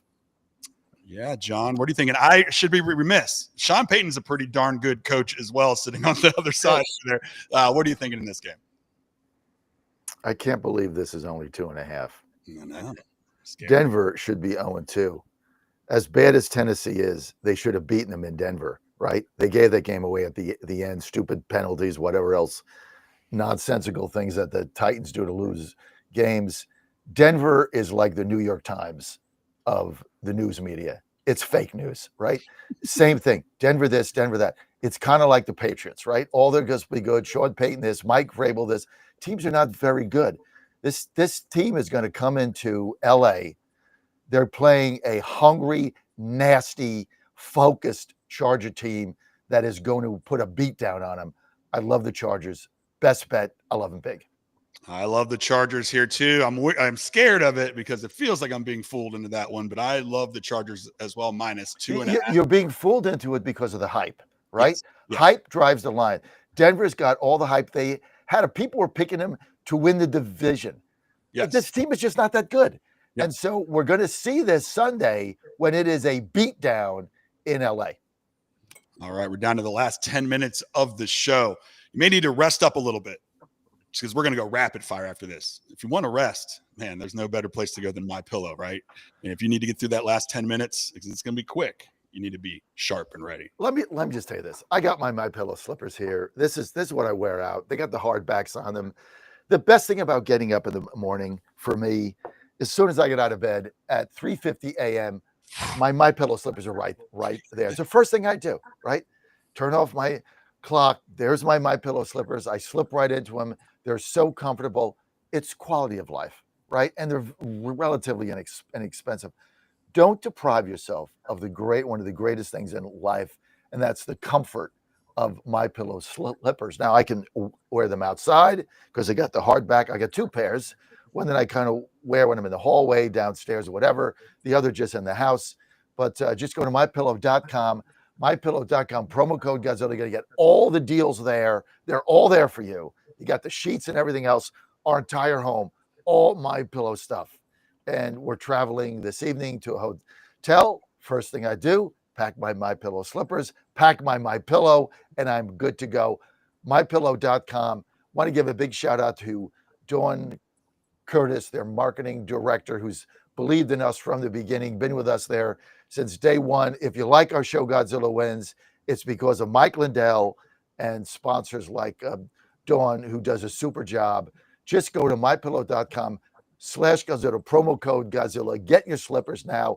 Over $100, free shipping, $100 of free digital products. Myslippers.com, promo code Godzilla. Quality of life. You're listening to this Saturday Pick Show and Godzilla Wins. We got to go rapid fire, especially through the crappy games. All right. Saints at Seahawks. Spencer Rattler, enough said. He's never even won a game. Seahawks are favored by 7.5. Brendan, let's go quick through this one so we can give some more time to some other ones here. What are you thinking in this one? Saints suck. Seahawks are going to roll and take the 7.5. Sam Darnold. Logan, what are you thinking? Saints do fight, but I don't think it's going to be enough. Give me the Vince, Seahawks. where are you going? The 12th man, take the Seahawks. Tough environment for opposing teams.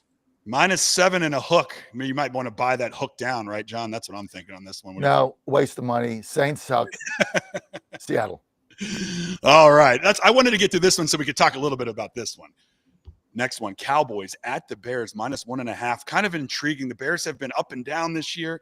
Dak versus Fields. What are we talking about here? Vince, what are you thinking in this game? You know what? The Cowboys score points. They look good. They do. And I think their defense is a little better than Chicago's defense. So only 1.5. I think you take the Cowboys in this one. All right. Logan, what are you doing here? Bears have struggled to start the season, in the new Ben Johnson era. The Cowboys, while their defense doesn't look all that great, their offense can score points, like Coach said. With that being said, give me the Bears to turn their season around at home. Give me the Bears. Brendan, I said Dak versus Fields because I was going rapid fire and my brain is like 2 years gone. So, Caleb Williams. So that's what I meant to say. Fields, Schmields. What are you thinking here? No, Dak wins that for sure. Give me the Cowboys in this one. I don't think the Bears are that good. I think Dallas wins this one pretty handily, actually. John, the Bears seem close to me. They seem really close. What are you thinking? Well, look, Dallas got away with a win last week at the Giants. With the Giants, they had a sneaky win. They didn't take the Giants seriously in that game. I don't think that happens 2 weeks in a row. I think Dallas goes into Chicago, and Chicago's got to win a game. They got to beat somebody to make me a believer. Right now, I'm not. The game they blew against Minnesota, it still sticks in my throat like a chicken bone. Dallas. All right. I am also going to go with Dallas as well. And moving on to the next game, Vince, we'll let you start with this one. Cardinals at 49ers. This has a feel for you to get this one. 49ers -2.5. Over under is 45.5. Surprising short line here. Brock Purdy's out. What are you thinking, Vince? Brock Purdy out, Mac Jones getting his second start, and Mac Jones looked good last week. Good numbers. I think the key here is the 49ers defense is really good. Robert Saleh has really brought back that defense. Gentlemen, the highest graded edge rusher in the NFL after 2 weeks, Nick Bosa. Yeah. Yep. Brendan, what are you thinking in this game? 2-0, undefeated. We don't give much love to the West Coast. This could be the matchup of the day with the way these teams have been playing. Yeah, I love San Francisco this game, even without Brock Purdy. I think Mac Jones is going to be good enough to beat the Cardinals. I'm taking San Francisco. All right. Are you getting on the Mac attack? Logan, have I asked you yet? No. Yeah, Logan, are you Mac attacking?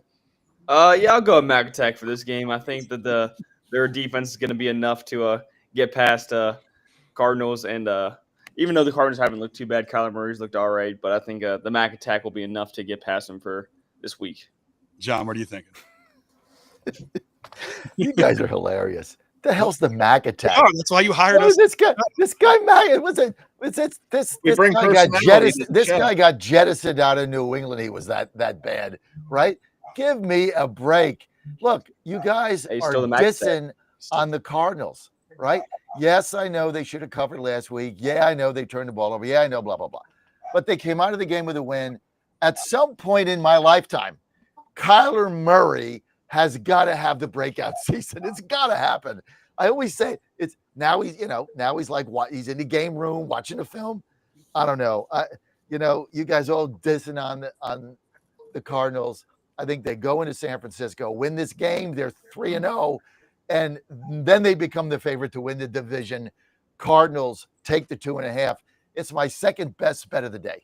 Ooh, to Vince's point, I know the 49ers defense is a little bit better, but Kyler carved them up last year. I know one was weekend. Yeah, baby. When they were depleted. But Kyler carve up.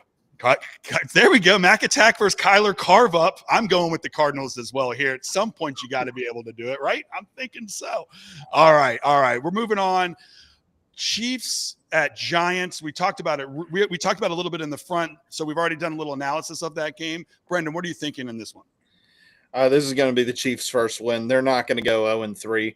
The Jets, I think they're better than people thought they were going to be, but still the bar was set so low. They're not that good. So I'm going to go Chiefs. All right. Vince, the Chiefs, are they finally going to get on the winning side of things? Yep, they'll get the win and they will cover. I like that. What are you thinking, Logan? Yeah, I think the Giants just won't have enough firepower. I think Russ got all his, juices out last week against the Cowboys. I don't think he's going to have another showing like that. I think that the Chiefs will finally get that first win in the column and get, flip their season around and get things going. Give me the Chiefs to cover. John and Russ, we don't trust. What are you thinking? No scenario where Kansas City goes 0-3 and Mahomes loses 4 games in a row. Chiefs -5.5, my third best bet of the day. All right. And we're down to the last game. And I wanted to give this one some time so we could talk about it, let it breathe a little bit. We got the Lions at the Ravens. Spread is 4.5. Monday Night Football, over under 53.5. Both these teams are the favorites for a lot of people to go to the Super Bowl in their respective conferences. They're both sitting at 1-1. It's not a must win. That's just being hyperbolic, but it is super important not to go 1-2, Logan. Where do you think this one plays out? Yeah, this is going to be a really good game, and you'd love to see this on a primetime slate as Monday Night Football. I don't think any football fan is going to complain. You got 2 of the best offenses in the league. The Lions started off kind of rough. That first game, people were like, oh, maybe it was just Ben Johnson. And they turn around and score 52 on the Bears. So I think that their offense is figured out. And the Ravens, Lamar Jackson, if it wasn't for Josh Allen, has also looked like one of the best, the second or even the first best quarterback in the league. With all that being said, with the fact that the Ravens are at home, I am favoring the Ravens in this matchup. I think that their defense is also really good, and then Lamar Jackson is a lot better than Jared Goff. Vince, as Steelers experts, 3 of us on this panel are also Ravens experts, and I'm starting to lean with Logan here. I don't see them going 1-2. What are you thinking? No, I agree. I think the Ravens win this one. Hey, before we run out of time, my 2 locks for the week. Yeah. Illinois and the points. They're getting 6.5. Ooh, write it down. And the Chargers are my lock of the week for the NFL. Yes. I like that. Brendan, where are you going? I'm going to take the Detroit Lions to upset those dirty rat birds in Baltimore Monday night. Go Lions. Yeah, I'm going to be rooting for that. We're going to be rooting for that. John, is he using his head or his heart on that one? Heart. Listen. Come on, man. I think the Ravens, this is a game where they have to win this game at home. They have to be able to show the NFL fan world that they're for real and they can beat a good team. And Detroit's a good team. 4.5's a lot, but I don't see them. They're not going to drop a 50 spot the way they did. And there's a lot of questions about the Lions now. So I'm going to take the Ravens minus. I think it'll go to 5. I'm going to lay the 5. I'll be texting you guys after this one. No, Brendan, we got to go with our hearts. I'm going with the Lions as well. It's just more fun for me. If I'm up 4.5 to start Monday night, get a bourbon out, enjoy the beginning of my week, and that's what it is. I want to thank you all. This has been an amazing show. Brendan, Logan, Vince, John. First hour, we did all the college talks and college picks. You heard some best bets. NFL, the second hour. I want to thank our sponsors, WB Sports Nation, Healthy Cell, DraftKings, Rosie's, Native Path, and My Pillow. We will see you next week, same time, same Saturday. Go Tulane. Yes. See you guys. Great job. Okay, guys. Have a good one. I got to go. Mountaineers.